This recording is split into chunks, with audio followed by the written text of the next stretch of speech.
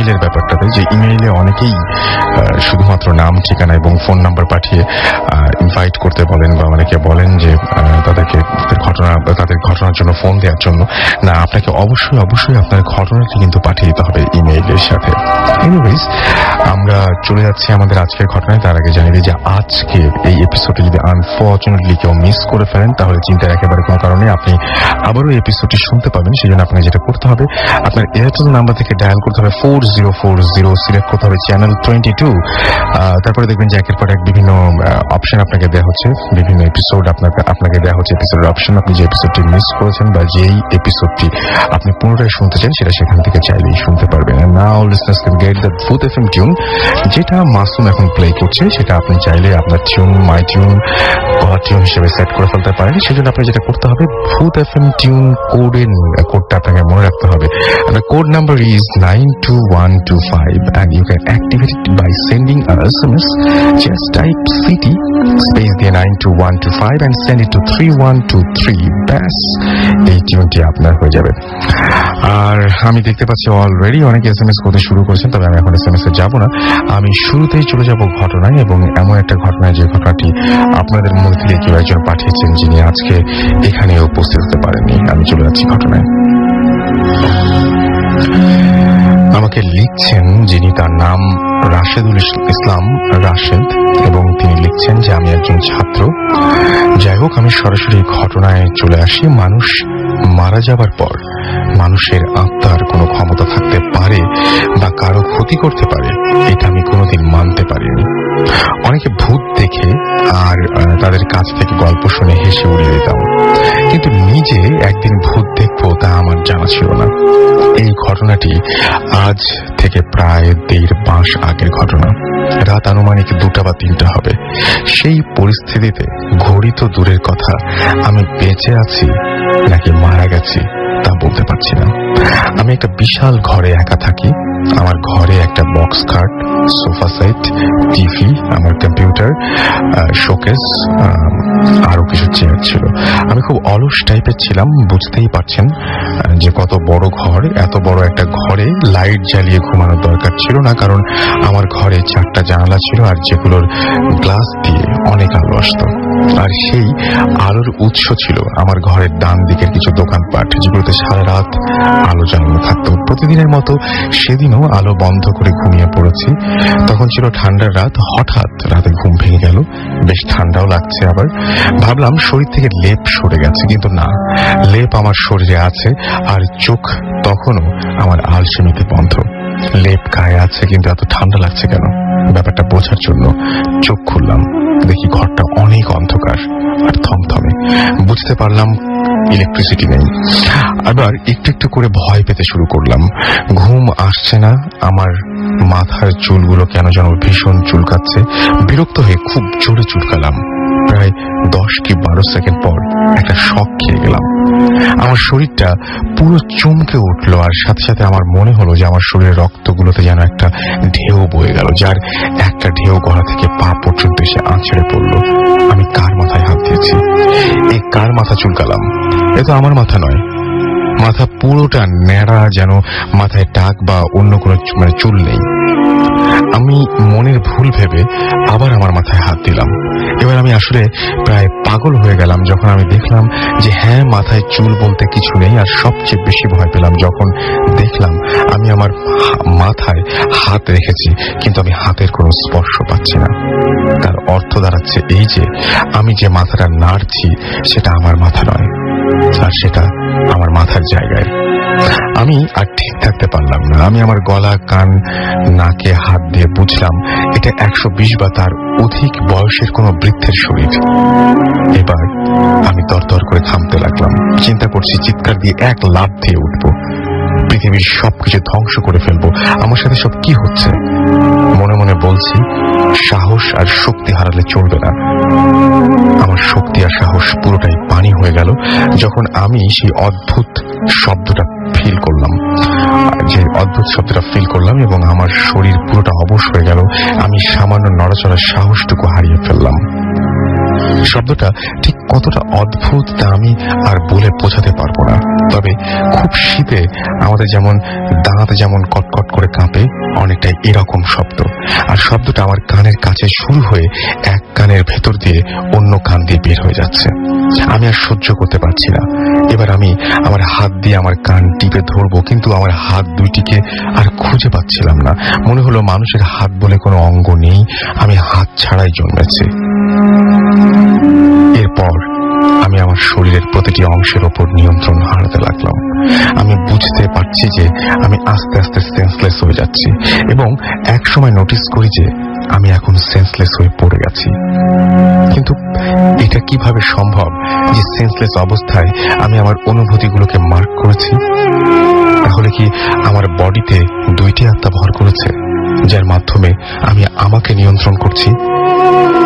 আমি জানি যে মানুষ যখন ভয় পায় তখন তার নিঃশ্বাস গরম হয়ে যায় আর ঘন ঘন পড়তে থাকে, কিন্তু আমার স্পষ্ট মনে আছে পুরো ঘটনার সময় আমার একবারও নিঃশ্বাস নেওয়ার প্রয়োজন হয়নি। তার মানে কি ঘটনার স্থায়িত্ব 2 বা 1 সেকেন্ড?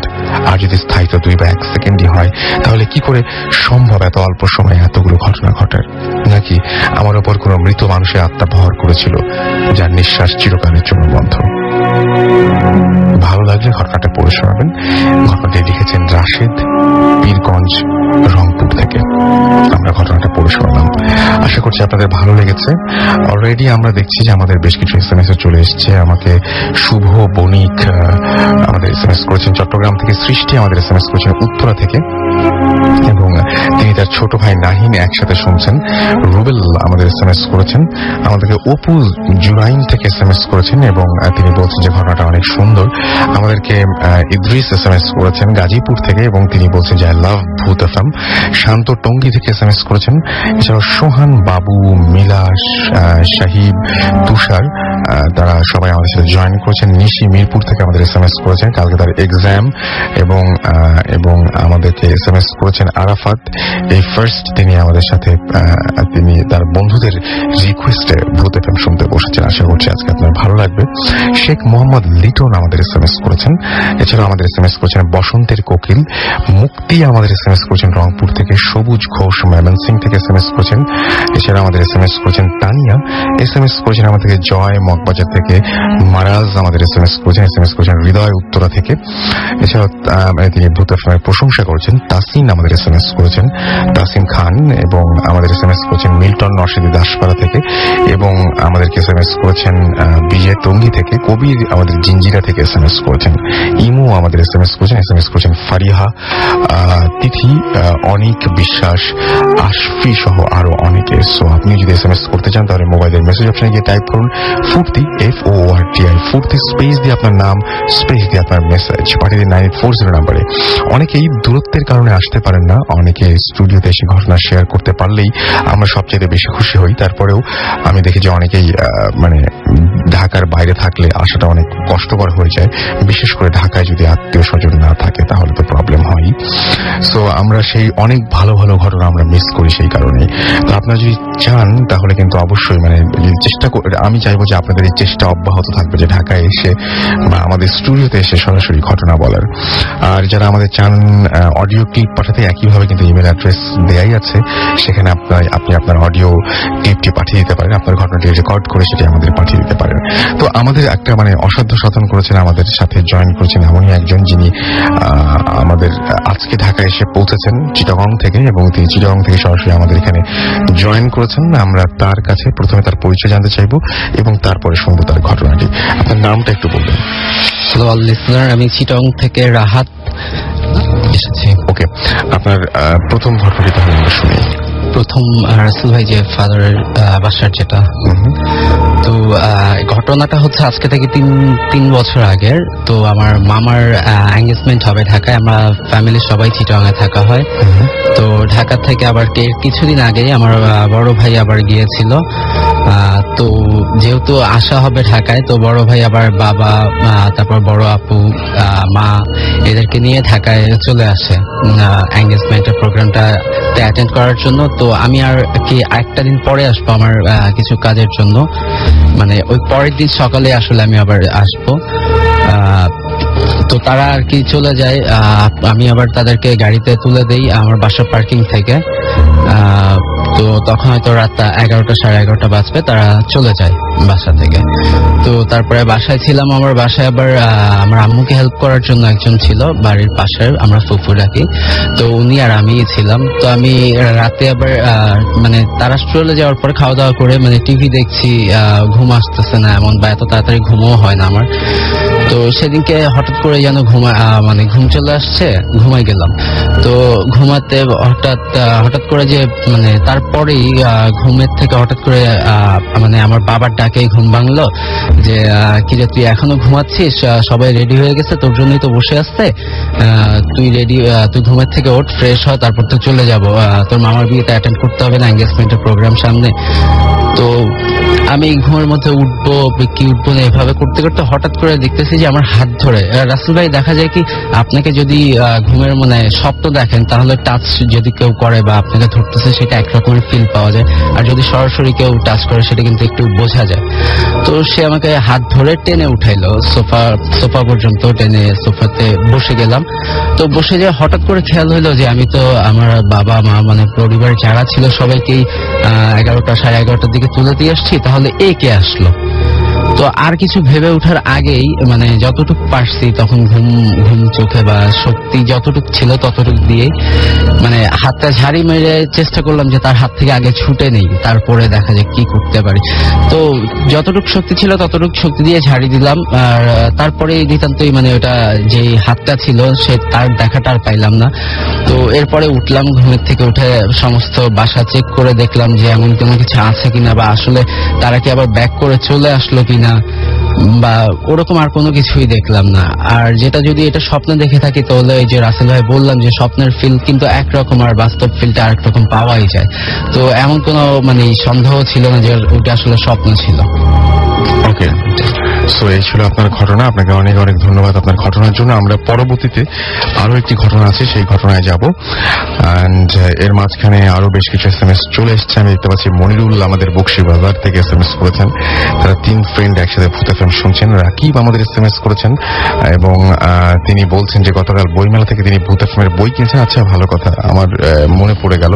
সেটা হচ্ছে যে আপনারা কিন্তু অবশ্যই রেডিও ফুর্তির ভূত FM এর লিসনারদের পাঠানো ভৌতিক অভিজ্ঞতার সংকলন নিয়ে 21শে বইমেলায় প্রকাশিত হয়েছে ভৌতিক গল্প সংকলন ভূত FM, এবং রেডিও ফুর্তিতে প্রচারিত ফুর্তি ব্লকবাস্টার কিং অফ গানা নিয়ে প্রকাশিত হয়েছে 4 রঙা কমিক্সের কিং অফ গানা। পাওয়া যাচ্ছে দেশের সব বইয়ের দোকানে, আর বইমেলায় বর্ষা দুপুর স্টল নাম্বার 114। সো আপনারা বইমেলায় 21শে অমর 21শে বইমেলা চলছে, এবং আপনারা যদি চান তাহলে অবশ্যই সেখান থেকে ঘুরে আসতে পারেন। এবং 114 নম্বর স্টল, এটা মনে রাখতে হবে একটু, সেখানে আপনি যে পেয়ে যাবেন এই দুটো বই। যাই হোক, আমি দেখতে পাচ্ছি আমাদের মহিউদ্দিন SMS করেছেন। তিনি বলছেন যে আজকে ভূত FM খুব ভালো হচ্ছে। শাহাদাত আমাদের শরীয়তপুর থেকে SMS করেছেন। SMS করেছেন আমাদেরকে রেজাউল, SMS করেছেন সিয়াম, এছাড়াও আমাদেরকে বীর দেওয়ান SMS করেছেন। আমাদেরকে SMS করেছেন মাসুদ পারভেজ, আমাদেরকে এছাড়াও SMS করেছেন রাসেল শহীদুল্লাহ ঢাকা ইউনিভার্সিটি থেকে, এবং তিনি বলছেন আমার স্টুডেন্টের রিকোয়েস্টে আজকে প্রথম ভূত FM শুনছি। ওকে, আমার খুব সৌভাগ্য যে আপনার স্টুডেন্ট আপনাকে রিকোয়েস্ট করছে এবং আপনি আমাদের সাথে আছেন। আমাদেরকে এছাড়াও SMS করেছেন দেখতে পাচ্ছি আশিক, রুহুল, তুহিন, সন্ধ্যা, রাখি রাজশাহী থেকে। এছাড়াও আমাদেরকে কবির SMS করেছেন আমাদেরকে দিলীপ। এছাড়াও শাফিন SMS করেছেন আমাদেরকে বিজয় কাদির সিলেট থেকে। সৌরভ কিশোরগঞ্জ থেকে SMS করেছেন। কবির আমাদেরকে SMS করেছেন জেনজিরা থেকে। তো আমরা চলে আসছি আমাদের দ্বিতীয় ঘটনায়, এবং আমাদের সঙ্গে জয়েন করেছেন আরো একজন। আপনার বাড়ি কোথায় বা আপনি কোথা থেকে এসেছেন প্লিজ একটু সবাইকে। লিসেনার্স, আমি সজিব মোহাম্মদ, এসেছি আমতলী মহাখালী থেকে। ওকে, আমার দেশের বাড়ি হচ্ছে সুনামগঞ্জ জেলার টেঙ্গাটিলা গ্রামে। তো আমার জন্ম, স্কুল জীবন ওইখানেই কাটে। ওখানে গিয়েই আমার একটা ঘটনা আছে, তো আমি সরাসরি ওই ঘটনাতে চলে যাই। তো আমার যে গ্রামটা টেঙ্গাটিলা গ্রাম, ওটা অসম্ভব সুন্দর একটা গ্রাম। তো ওইটা বর্ডার এলাকাতে, এবং টিলা এবং নিচু ভূমি, নদী সবকিছু ঘিরেই আসলে এলাকাটা। তো ঘটনাটা ঘটে আজ থেকে প্রায় 10 বছর আগে। তখন আমি ক্লাস 9-এ পড়ি। তো আমাদের ওই সময়টা স্কুল লাইফের সময়টা কাটতো খেলাধুলা, ক্লাস করে প্রাইভেট করে ওইভাবে 8-10টা ছেলেদের মতো আমার লাইফটা কাটে। তো আমরা বিকালবেলা স্কুলের পর ফুটবল খেলতাম।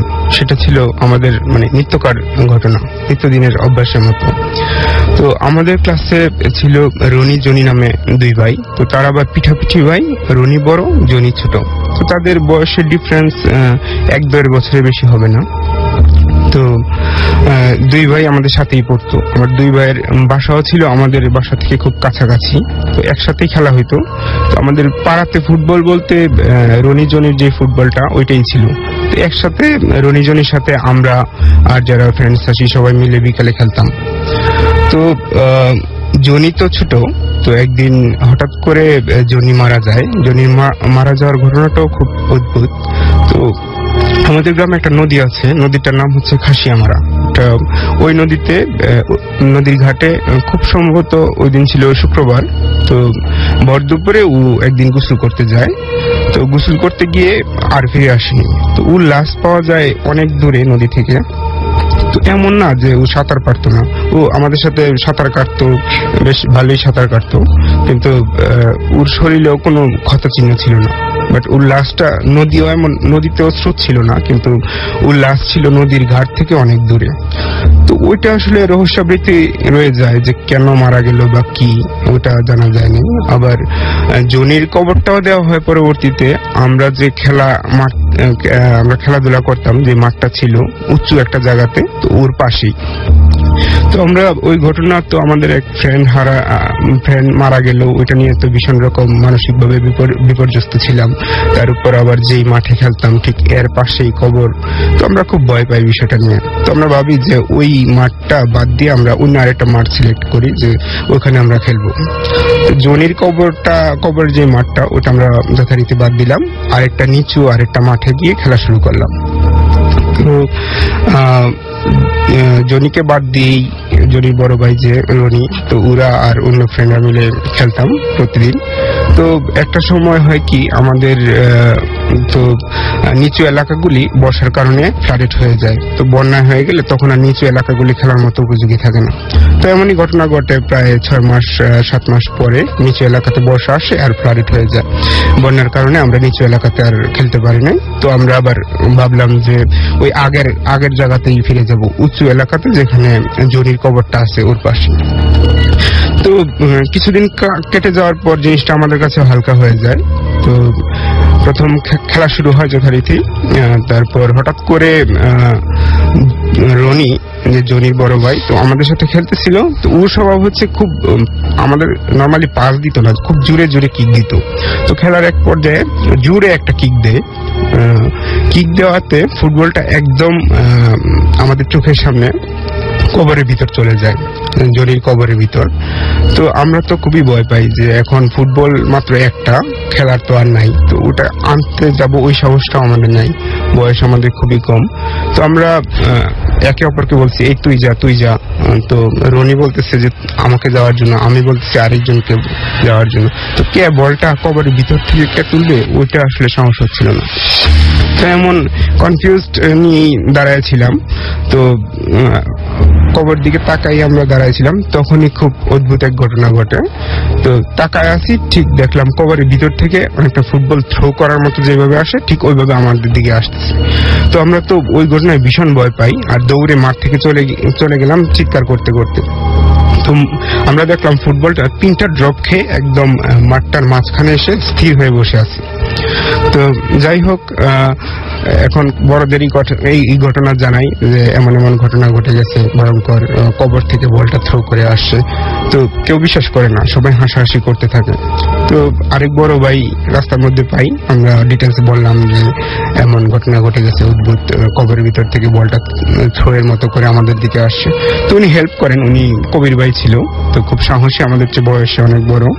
তো উনি এসে বলটা আমাদের দিয়ে দেয় আর আমাদের নিয়ে কবরটা চেক করে। তো এভরিথিং ইজ নর্মাল, কোনো প্রবলেম নেই, খুবই স্বাভাবিক সবকিছু।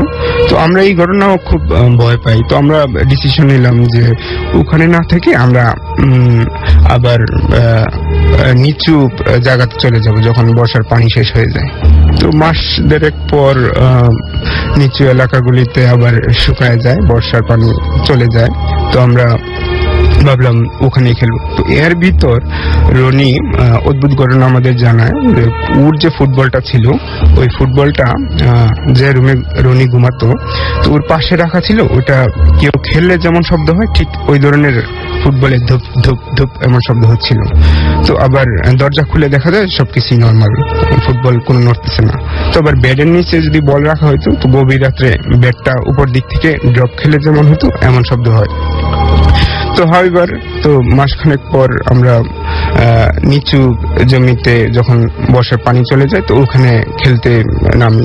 তো আমাদের উৎসাহ অনেক বেশি, কারণ এক দেড় মাস আমাদের খেলাই হয় নাই। তার উপর না আমরা ফুটবল খেলতে পারি আর না রনি ফুটবল খেলতে পারে, তো কেউ ফুটবল খেলে নাই।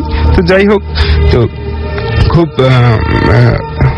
হ্যাপিলি আমরা আসলে ফুটবল খেলা স্টার্ট করলাম।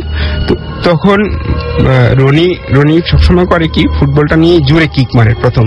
প্রথম এসেই সবসময় এমন করে আসছে। তো ও ফুটবলটা নিয়েই জোরে একটা কিক দেয়। কিক দেওয়ার সাথে সাথে ওমাগো বলে একদম চিৎকার করে ওর পায়ের গোড়ালি চেপে ধরে। তো আমরা ভাবলাম হয়তো বেকায়দায় কিক করেছে, এই জন্য হয়তো ওর পায়ের গোড়ালি অংশটা হয়তো ব্যথা পাইছে। তো আমরা কাছে গেলাম, তো ধরাধরি করে রনি আর ফুটবলটাও নিয়ে আসলাম তো ওর বাসাতে। তো আমরা ভাবছিলাম খুব নর্মাল ঘটনা, এটা হইতেই পারে। তো নর্মাল হইলেই মনে হয় ভালো হইতো, কিন্তু আসলে ঘটনাটা ওই ধরনের ঘটে নাই। রনির যে জায়গাতে কিক, গোড়ালিতে যেই জায়গাটা দিয়ে কিক দিয়েছিল বলে, তো ওখানে একটা স্পট পড়ে, প্রথম লালচে, তারপরের দিন কালচে রং হয়ে যায়। তো রনির প্রচন্ড জ্বর, তো ডাক্তার ডাকা হয়। তো ডাক্তাররা বলে যে অনেক কারণে, ভয়ের কারণে হইতে পারে বা বেকায়দায় কিক লেগেছে এমন, কিন্তু ওই স্পটটা কিসের তো এটা কেউ বলতে পারে না। তো ওই স্পটটা ছিল অনেকটা রাউন্ড, আবার 3 দিন পর ঘা হয়ে যায়। তো রনি 3 দিনে প্রচন্ড জ্বরে কাতরাতে এক সময় মারা যায়। তো 3 দিনের মাথায় রাতে রনি মারা যায়। তো এটা তো গেল রনির পার্ট, কিন্তু যেই রুমে ফুটবলটা ছিল ওই রুমে ফুটবলটা রনি যেদিন মারা যায়, যে রাতে মারা যায়, তো ওই রাতে পরদিন দেখা যায় যে ফুটবলটা ঠিক ফুটবলের যে ফিগারটা ওইটা ছিল না। কেউ ছুরি দিয়ে খুঁচিয়ে মারলে যেমন ফুটবলটা ডিসফিগার করা হয় ঠিক এমন ছিল। আর ফুটবলের পুরা গায়ে ছিল রক্তের কালচে ছুপ দাগ। তো এই ঘটনার সাথে ফুটবলের সাথে রনির মৃত্যু বিষয়টা কিভাবে লিঙ্ক আসলে আমাদের কারো জানা নাই, বা রহস্যাবৃতেই রয়ে যায় আর কি। আমিও কোনো সমাধান পাইনি। আপনাকে অনেক ধন্যবাদ, থ্যাংক ইউ সো মাচ। আমরা চলে যাচ্ছি আমাদের পরবর্তী ঘটনা, তবে তার আগে একটা ছোট্ট বিজ্ঞাপন বিরতি আমাদের নিতে হবে। তার আগে জানিয়ে দিই যে আমাদের কাছে বেশ কিছু SMS রয়েছে। আমাদেরকে চন্দন SMS করেছেন সাভার থেকে, এবং চন্দন আমাদের SMS করে লিখেছেন যে আজকে তার খুব ভয় লাগছে। আসিফ আমাদের SMS করেছেন এবং তার কাছে খুব ভালো লাগছে এটা জানিয়েছেন। শিফাত আমাদের SMS করেছেন চট্টগ্রাম থেকে। এছাড়া আমাদের SMS করেছেন দেখতে পাচ্ছি আমাদেরকে কুতুব উদ্দিন, এবং আমাদেরকে SMS করেছেন সজীব। এছাড়া আমাদেরকে সোহেল মাহমুদ SMS করেছেন। SMS করেছেন রানা রাজশাহী থেকে। নীলিম আমাদের SMS করেছেন। SMS করেছেন আমাদেরকে ফয়াজ। এছাড়াও SMS করেছেন আমাদেরকে ফাহিদ। SMS করেছেন আকরাম ময়মনসিং থেকে। এছাড়াও খুশি প্রতীকী SMS করেছেন। আমাদেরকে SMS করেছেন আফজাল ময়মনসিং থেকে। প্রিন্স আমাদের SMS করেছেন। SMS করেছেন হুমায়রা। SMS করেছেন আমাদেরকে নীরব, সাগর সহ আরো অনেকে। আপনি যদি SMS পাঠাতে চান তাহলে মোবাইলের মেসেজ অপশনে গিয়ে টাইপ করুন ফুর্তি, FORTI, ফুর্তি, স্পেস দিয়ে আপনার নাম, স্পেস দিয়ে আপনার মেসেজ পাঠিয়ে দিন 9840 নম্বরে। যাচ্ছি ছোট্ট একটা বিজ্ঞাপন বিরতিতে, ফিরে আসছি একটু পরে। স্টে টিউন টু রেডিও ফুর্তি অ্যান্ড ডোন্ট স্টপ দ্য ফুর্তি। শুনছেন সবসময় রেডিও ফুর্তি, চলছে ভূত FM হন্টেড বাই এয়ারটেল। আর ঘড়িতে সময় রাত 12:28। আমি রাসেল আছি সাথে, আমার সাথে রয়েছে মাসুম এবং আজকের অতিথিরা। পাচ্ছি আপনাদের SMS। আরো একবার SMS পাঠানোর নিয়মটি বলে দেই। মোবাইলের মেসেজ অপশনে গিয়ে টাইপ করুন ফুর্তি, হুইচ ইজ FOORTI, ফুর্তি, স্পেস দিয়ে লিখুন আপনার নাম, স্পেস দিয়ে আপনার মেসেজ পাঠিয়ে দিন 9840 নাম্বারে। যারা আমাদের ইমেইল করতে চান তারা ইমেল অ্যাড্রেসটি মনে রাখুন বা লিখে ফেলুন। আমাদের ইমেল অ্যাড্রেসটি হচ্ছে ভূত BHOOTFM, which is BHOOTFM @RADIOFOORTI.FM। ব্যাস এই হচ্ছে আমাদের অ্যাড্রেস। এখানে নাম, ঠিকানা এবং ফোন নাম্বার সহ চাইলেই আপনি আপনার ঘটনাটি পাঠিয়ে দিতে পারেন, এবং আপনার ঘটনাটি যদি মানে অন্যদের চাইতে ভালো হয়, ডেফিনেটলি আমরা আপনাকে কল করব বা আপনার ঘটনাটি পড়ে শোনাবো বা আপনার ফাইলটি আমরা প্লে করব। চলে যাচ্ছি আমরা আমাদের পরবর্তী ঘটনায়। আমাদের সাথে রয়েছেন আরো একজন নতুন গেস্ট, যিনি আপনাদের কাছে পরিচয় দেবেন এবং তারপর তার কাছ থেকে ঘটনা শুনবো। আপনার নামটা বলবেন, কোথা থেকে এসেছেন প্লিজ একটু বলবেন। হ্যালো এভরিওয়ান, আমি শিশির, উত্তরা থেকে। আমার ঘটনায় আমি সরাসরি চলে যাচ্ছি। আমি অনেক ছোট ছিলাম তখন। আমার আম্মু আমাকে জাস্ট, আমাদের বাসার স্ট্রাকচারটা ছিল যে রুম, বাহিরে রান্নাঘর এবং বাথরুম দুইটাই ছিল। তো আমাকে আমার আম্মু গোসল করিয়ে দিয়ে দুপুরবেলা বলছে, বাবা তুমি নিজে নিজে রেডি হও, আমি একটু রান্নাঘর হয়ে আসি। দ্যাট টাইম আমি রেডি হচ্ছিলাম, তো জানালা খোলা ছিল। আমার জানালার বাহিরে ওই পাশে, মানে আমাদের বাসাটার পেছনের দিকে একটা মাঠ ছিল, ছোট একটা মাঠ। তারপর একটা পুকুর ছিল এবং তার পুকুরের পরে ওই পাশে একটা বাড়ি ছিল। তো ওই বাড়িটাতে যাওয়ার জন্য পুকুরের এক পাশ দিয়ে সিমেন্টের বস্তা ফেলে, বালির বস্তা ফেলে রাস্তা করা হয়েছে। তো আমাদের রুম থেকে দেখা যেত রাস্তাটার অর্ধেক। দ্যাট টাইম আমি রেডি হয়ে জানালার পাশে দাঁড়িয়ে আছি, দেখছি। তো হঠাৎ আমার চোখে পড়লো যে একটা কুকুরের মতো চেহারা, শিয়ালের মতো এরকম লম্বাটে, মানুষের মতো, মানে সে দাঁড়িয়ে আছে। মনে হচ্ছে যে আমরা ছোটবেলায় যেমন রাক্ষসের গল্প শুনি সেরকম, তার মুখ থেকে দাঁতও দেখা যাচ্ছে। তা আমি এরকম দেখতে পেয়ে আমি চিৎকার দিয়ে উঠি, আম্মু আম্মু আমি রাক্ষস দেখছি। বাট তখন কেউ আমাকে বিলিভ করে না, বলে কি তুমি সারাদিন এইসব গল্প শুনো, তুমি ভুল দেখছো, হয়তো বা এটা ভুল, এটা কিছুই না। তারপর কিছুদিন যায়, 2-1 দিন পরে আমার নানুর বাসায় যাই আমি দুপুরবেলা। তো বাহিরের আচার ফেরিওয়ালা, তো আচার নিয়ে আসছি। আচার নিয়ে এসে আমি বাসায় এন্ট্রি করি। আমার নানু বাসার স্ট্রাকচারটা ছিল, ওনাদের বাসাটা অনেক বড় ছিল, যে এক পাশে রুমগুলা ছিল, আরেক সাইডে অনেক বড় উঠান। উঠানের মধ্যে অনেক রকমের বড় বড় গাছ ছিল। তো একটা কর্নারে ছিল একটা বড় জাম গাছ, তার পাশে একটা ছোট বাড়ির ড্রেন, তার মধ্যে আবার ছিল পুকুর ছিল। ওই পাশে ছিল একটা হিন্দু বাড়ি। তো হিন্দু বাড়ির ওইখান থেকে ওইখানে আমার ছোট আন্টির একটা ফ্রেন্ড পড়তো। তো যখন আমি আচার কিনতে যাই, আমি আর আমার আন্টি একসাথে আচার কিনতে যাই। আসার পর আমি ভাবি যে আন্টি আমার সাথেই আসতেছে, তো আমি ঘরে ঢুকে কাউকে আচার দিব না, ছোট বাচ্চাদের যেই স্বভাবটা, কাউকে দিব না, একা একাই খাবো। সেই চিন্তা করে আমি হেঁটে হেঁটে ওই জাম গাছের দিকেই যাই। আর আমি দেখতেছি যে আমার আন্টি ওই হিন্দু বাড়ির যে মেয়েটা, তার সাথে দাঁড়িয়ে দাঁড়িয়ে কথা বলছে। তো আমি আন্টিকে দেখতে পেয়ে মনে একটা সাহস হয় যে না, এখানে বসে বসে আমি খাই, আন্টি তো আসি, ভয় পাওয়ার কোনো চিন্তা নেই। দ্যাট টাইম আন্টি তখন কিন্তু সেখানে ছিল না। তখন আমি আচার খেলাম, শেষ করলাম, আন্টি তো আসি। আমি ঘরে আসলাম। ঘরে আসার পরে বাটিটা হাত থেকে ছুঁড়ে ফেলে দিই, এত জোরে ছুঁড়ে ফেলে দেই, মানে রীতিমতো সেটা একটা আচার খায়। দ্যাট টাইম খুব রুডলি বিহেভ করতেছি সবার সাথে। আমার নানুকে বলতেছি যে পানি দে। তারপর পানি দেওয়ার পর আমি গ্লাসটাকেও আচার দিই। তখন আমি পানি খেয়ে সেন্সলেস হয়ে যাই। তারপর আর কিছু জানতে পারি না। তারপর সেন্স আসার পরে উল্টা পাল্টা বিহেভ, খুব রুডলি বিহেভ করতেছি সবার সাথে। কারোর সাথেই তেমন ভালোভাবে বিহেভ করতেছি না, খুব খারাপ আচরণ, অশ্লীল ভাষায় গালিগালাজ করতেছি। তো তখন আমার আম্মু জব করতো। আম্মু বাসায় আসার পরে আমার নানু বলতেছে যে মেবি তোমার মেয়ের কোনো প্রবলেম হয়েছে, দেখো কি করবো। তো পাশের বাসায় আম্মুদের এক আঙ্কেল ছিল, ওই আঙ্কেলের সাথে পরিচিত এক হুজুরের কাছে যায়, সেটা ছিল নাখালপাড়ায়।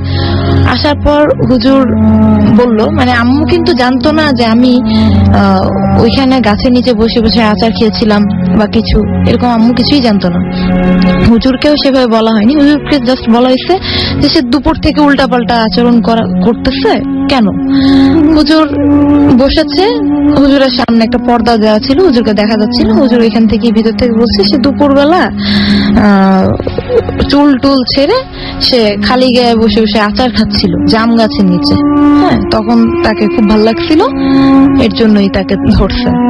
এখন সে খুব দুষ্ট একটা জিন, সে তাকে পুরোপুরি পজেস্ট করতে পারতেছে না, কিন্তু সে সবসময় ভয় দেখাবে। যদি পারো মেয়েটাকে বড় হওয়া পর্যন্ত তোমরা খেয়াল করে রাখবা। তো এইভাবে করে করেই গেল, দিন যাচ্ছে। তো অনেক দিন ভালো ছিলাম। যখন আমি ক্লাস 6-এ উঠি তখন হঠাৎ করে আবার প্রবলেম শুরু হয়। এর আগেও হচ্ছিল ছোটখাটো প্রবলেম। 6-এ ওঠার পর প্রবলেমটা হয় স্বপ্ন নিয়ে। আমি যার সাথেই অনেক বেশি ক্লোজ হয়ে যাই, রিলেশন অনেক ক্লোজ হয়ে যায়, ফ্রেন্ড বা ফ্যামিলি মেম্বার কেউ, আমি তাকে নিয়ে স্বপ্ন দেখি যে সে আমাকে মারতে চাচ্ছে, সে আমাকে অনেক দৌড়াচ্ছে, সে আমাকে যে কোনো উপায় সে আমাকে হার্ম করতে যাচ্ছে, বাট পারে না। তখন আবার ঘুমের মধ্যে যে ফিলটা, হ্যাঁ, হাত ধরে টানাটানি, আমাকে হাত ধরে টানতো, গালের মধ্যে ধরে চাপ দিত, হ্যাঁ, খুব এক জাতীয় মার দেওয়ার মতোই। সে আমাকে অনেক নানা রকম টর্চার করতো। আমি এগুলো দেখতাম স্বপ্নে, কিন্তু সেটা আমি সকালবেলা উঠার পরে আমি তখন দেখতাম যে আমার হাতে কেউ ধরলে, জোরে ধরলে যে ব্যথাটা, অনুভবটা, সেটা আমি পেতাম।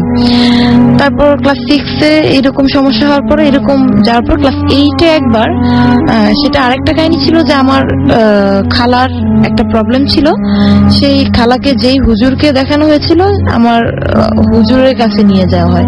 সেই হুজুর আমাকে বলল যে একটা বদজিনের নজর আছে এর উপর, কিন্তু তো সমস্যা করতে চায়, ওকে বিভিন্ন রকমের ভয় দেখাচ্ছে, কিন্তু সে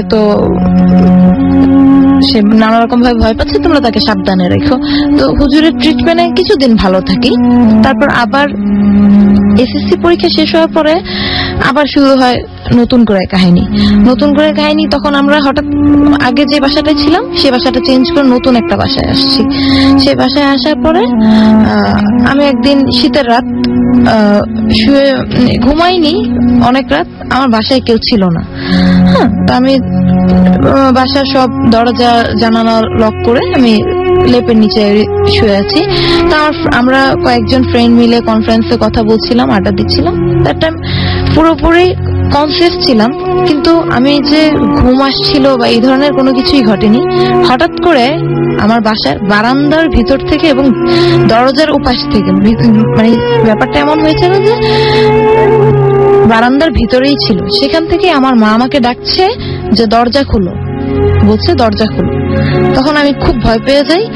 তারপর ঘটনা ওই দিনেরটা ওইখানেই শেষ। তারপরে এইভাবে করে চলতে থাকে। আবার হুজুরকে খবর দেওয়া, হুজুর বলতেছে ওকে একা কখনোই ফেলে যাবা না, এইভাবে করবা না।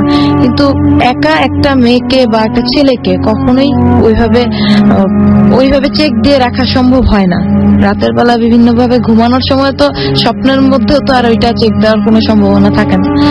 একদিন ভূত এফএম, আমি এখানকার নিউ বাট রেগুলার লিসেনার।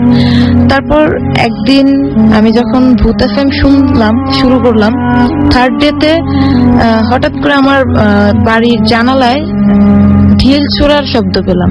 তো ভাবলাম যে চোর বা কিছু অন্য কিছু, এগুলো চিন্তা করে হাসি দিয়ে উড়ে দিছি।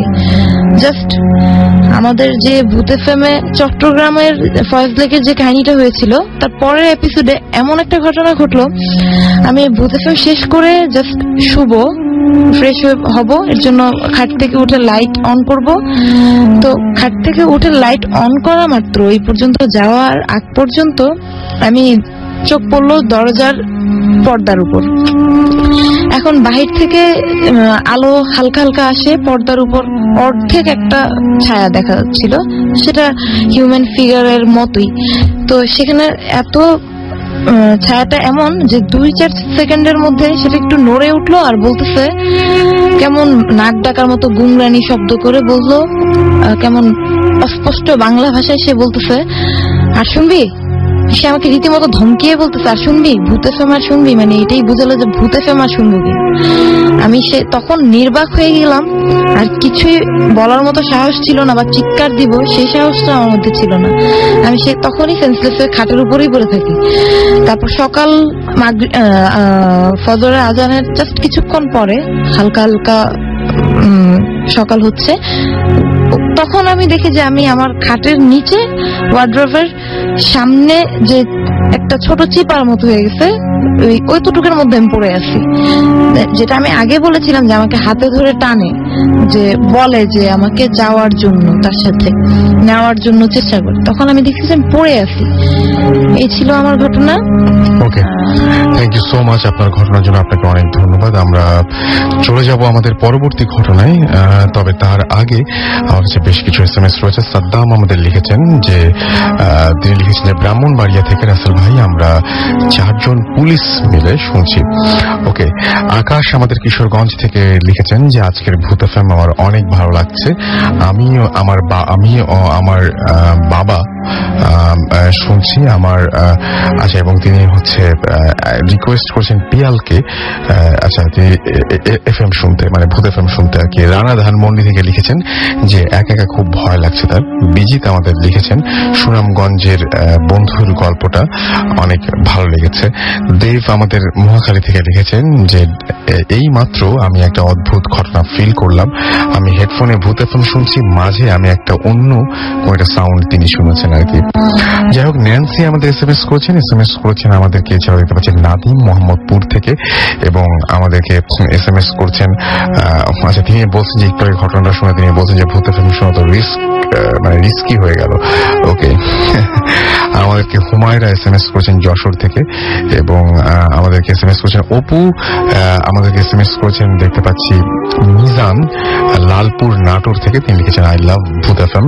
লাভিন আমাদের এসএমএস করেছেন, এবং তার ছোট ভাই এই প্রোগ্রামে অ্যাটেন্ড করেছেন, সেটা তিনি লিখেছেন। তারিক আমাদের এসএমএস করেছেন পাবেল বরিশাল থেকে। সাজু আমাদের এসএমএস করেছেন, এবং আমাদেরকে এসএমএস করেছেন অনিক বিশ্বাস। এছাড়াও আমাদের, আচ্ছা, তিনি নাখালপাড়া থেকে এসএমএস করেছেন, এবং তিনি লিখেছেন ডোন্ট স্টপ দ্য ফুর্তি। রাইট, আমরা কেউ ফুর্তি স্টপ করতে চাই না। ফুর্তি স্টপ করে দিলে তো মানে জীবনটাই একদম, মানে কি বলবো, যে জীবন থেকে ফুর্তিটাই হারিয়ে যাবে। অনেক বিশ্বাস আমাদের এসএমএস করেছেন, এবং সেই এসএমএসটি আমি পড়লাম। আলমগীর আমাদেরকে এসএমএস করেছেন রাজঘাট যশোর থেকে, এবং তিনি এবং তার ছোট ভাই শিপন মিলে আমাদের সাথে আছেন তারা। বাঁধন নারায়ণগঞ্জ থেকে আমাদের এসএমএস করেছেন। শাহিন খান আমাদের এসএমএস করেছেন আমাদেরকে মনির। এছাড়াও আমাদেরকে নাহিদ এসএমএস করেছেন আমাদেরকে। এছাড়াও দেখতে পাচ্ছি বাবু, রাসেল, টুটুল, পাইকগাছা, তারপর হচ্ছে শেখপাড়া থেকে। এছাড়া আমাদেরকে পাপড়ি এসএমএস করেছেন ভূতের গড়ি থেকে, এবং আমাদেরকে তিনি বলছেন যে ছোটবেলা থেকে তিনি অনেক ভূতের বই পড়েন, তাই এনজয় করি ভূত এফএম। ওকে, আমাদেরকে সেতু গ্যান্ডারিয়া থেকে এসএমএস করেছেন আমাদেরকে সামারা মিরপুর থেকে, এবং আমাদেরকে এসএমএস করেছে, আচ্ছা, তিনি আজকের ভূত এফএম এর প্রশংসা করেছেন। আপনাদের কোন ঘটনাগুলো ভালো লাগে, কোন ঘটনাগুলো ভালো লাগে না, অবশ্যই জানাতে দ্বিধাবোধ করবেন না। নির্দ্বিধায় আমাদের এসএমএস করে সেটা জানিয়ে দিতে পারেন। তাহলে আপনারা যে ধরনের ঘটনা পছন্দ করেন, বেসিক্যালি আমরা সেই ধরনের ঘটনাগুলো খুঁজে বের করার চেষ্টা করব। আর সেই সাথে জানিয়ে দিই যে আমাদেরকে যদি আপনি এসএমএস করতে চান, তাহলে মোবাইলের মেসেজ অপশনে গিয়ে টাইপ করুন ফুর্তি, FORTI ফুর্তি, স্পেস দিয়ে আপনার নাম, স্পেস দিয়ে আপনার মেসেজ পাঠিয়ে 9840 নম্বরে। আমাদের ইমেল অ্যাড্রেসটি হচ্ছে bhutfm@radiofurti.fm, which is BHWTFM@RADIOFORTI.FM। আমি এবং মাসুম রয়েছি আপনার সাথে, এবং সেই সাথে রয়েছে আমাদের অতিথিরা। এই মুহূর্তে আরো একজন অতিথি, মানে আমাদের প্রথম যিনি আমাদের আপনাদের সাথে ঘটনা শেয়ার করছেন, তিনি আবারও শেয়ার করবেন। আপনার নামটা আরেকবার বলবেন, এবং তারপরে চলে যান আপনার ঘটনায়। রাহাত চিটাগং লিডার থেকে এসেছি। তো ভাই, আমার বাসার ঘটনাটার পরে কি ওই ঘটনাটা বলবো না বাসার ঘটনা? আপনি যেভাবে কমফোর্টেবল ফিল করেন। আচ্ছা, আপনি একটা ঘটনা বলেছিলেন যে আপনি কোন একজন দারোয়ান বা কারো কাছ থেকে শুনেছেন। আমার সিনিয়র একটা স্টাফের কাছ থেকে, আমাদের অফিসে, নাম হচ্ছে জনাব সালাম, আমার অফিসেই চাকরি করে, ওনার কাছ থেকে শুনেছিলাম। তো ওনার কাছ থেকে ঘটনাটা হচ্ছে এমন যে আজকে থেকে আরো 30 বছর আগে ওনাদের বরিশাল পিরোজপুরের ঘটনা, এটা আরো 30 বছর আগে। তো ওখানে তখন একটা মাটি কাটার যে, মানে মাটি কাটতো দুইজন বন্ধু বা পার্টনার ছিল এমন, একজন হচ্ছে রহমান আর একজন হচ্ছে আপনার সবুজ। তো সবুজ হচ্ছে মানে পার্টনার বলতে মালিক টাইপের যে, আর রহমান আর কি এর সাথে ডেইলি কাজ করতো। তো একদিন রহমান মানে সবুজ রহমানকে বলে দিল যে আগামীকাল সকালে যেখানে আমরা মাটি কাটছি তো ওইখানে আমরা আবার মানে কালকে সকাল ফজর আজানের সাথে সাথে যাব, যে যতটুকু পারি আজ মানে কালকের মধ্যে অনেকটুকু কাজ আগায় নিতে হবে। তো রহমান তুমি একটু তাড়াতাড়ি ঘুম থেকে উঠে পড়বা। তো রহমান সেই অনুযায়ী খাওয়া দাওয়া করে ঘুমিয়ে পড়লো। তো হঠাৎ করে রহমান একটা আওয়াজ পেল যে তার মালিক ডাকছে, সবুজ ডাকছে তাকে যে এই রহমান উঠছো না কেন, আজান দিয়ে দিচ্ছে, তুমি উঠো তাড়াতাড়ি, কাজে যেতে হবে, কাজগুলো তো সারতে হবে, না সারলে তো হবে না। তো রহমান মানে মালিকের কণ্ঠ নিশ্চিত হওয়ার সাথে সাথে উঠে যায়। উঠে গিয়ে ওর যেই মাটি কাটার যেগুলো দরকার ছিল, যে কোদাল বলা হোক বা খন্তা বলা হোক ওই ভাষায়, তো সে ওগুলা নিয়ে বের হয়ে যায়। তো বের হওয়ার পর তো সবুজ আর রহমান কথা বলতে বলতে তাদের কাজের জায়গায় চলে যায়। তো কাজের জায়গায় যাওয়ার পরে দেখা যায় যে রহমান মাটি কেটে দিচ্ছে, আর যে সবুজ যে মালিক আর কি সে তুলে নিচ্ছে, মাটিগুলা তুলে যে বাঁধ দেয়া হয় বাঁধের ওইখানে দিচ্ছে মাটিগুলা। তো মানে এরকম করতে করতে রহমান একটা সময় দেখলো যে অনেকক্ষণ হয়ে যাচ্ছে, ঘন্টা দেড়েক হয়ে যাচ্ছে। তো এখনো যেহেতু ফজরের নামাজের পর তাহলে এখন সকাল হয়ে যাওয়ার কথা, তো এখনো সকাল হচ্ছে না। তারপর মাটি কেটেই যাচ্ছে, আর এত বড় বড় করে মাটির চাকগুলা কাটতেছে, সেটা তার সবুজ মানে সাথে সাথে সরাই নিয়ে বাঁধের ওইখানে দিয়ে দিচ্ছে। তো ওর একটু মানে কেমন যেন সন্দেহ হলো। তারপরে কিছুক্ষণ পর আর কেউ টোটালি শিওর হয়ে গেল আসলে এটা তার মালিক সবুজ কখনোই হতে পারে না। তো শিওর হওয়ার পর রহমান অপেক্ষা করছিল যে এখন কিভাবে ওর হাত থেকে রক্ষা পাওয়া যায়। তার হয়তোবা যে রূপ ধরে আসছিল সবুজ, সে আবার অপেক্ষা করছিল যে কিভাবে ওকে এখন মানে অ্যাটাক করা যায়। তো হয়তোবা রহমানের হাতে যে কোদাল ছিল, লোহার কিছু ছিল দেখেই হয়তোবা সবুজ নামে সেই শয়তান বা জিন যেটাই বলা হোক তাকে অ্যাটাক করতে পারেনি। তো এরপর রহমান কাটতে কাটতে এক পর্যায়ে বুঝে গেছে আর কি, মানে কাটছে। তারপর রহমান ওয়েট করছিল যে মাটি কাটতে মানে মাটিগুলো সরাতে কোনোভাবে যদি সবুজকে একটু দুর্বল করা যায় তাহলে সবুজের উপর সে আর কি কোনো একটা অ্যাটাক করবে। তো এরকম কিছুক্ষণ করার পর রহমান চালাকি করে মাটির মানে খণ্ডটা একটু বড় একটা খণ্ড কেটে ফেলে। তো ওই সময় যখন সবুজ মাটির খণ্ডটা তুলতে যাবে, মানে মাটিটা কাটার সাথে সাথেই ফেলে দেয় আর কি নিচে, যে এখন যদি সবুজের উঠাতে হয় তাহলে বসে উঠাতে হবে। তো সবুজ যখনই উঠাইতে গেল তো রহমান তাকে ওইখানে তার পিঠ বরাবর পিঠের উপরেই একটা মানে কোদাল দিয়ে কোপ দিয়ে রহমান দ্রুত তার বাসার দিকে এসে তার বাসার উঠোনের কাছে আর কি মানে সেন্সলেস হয়ে যায়।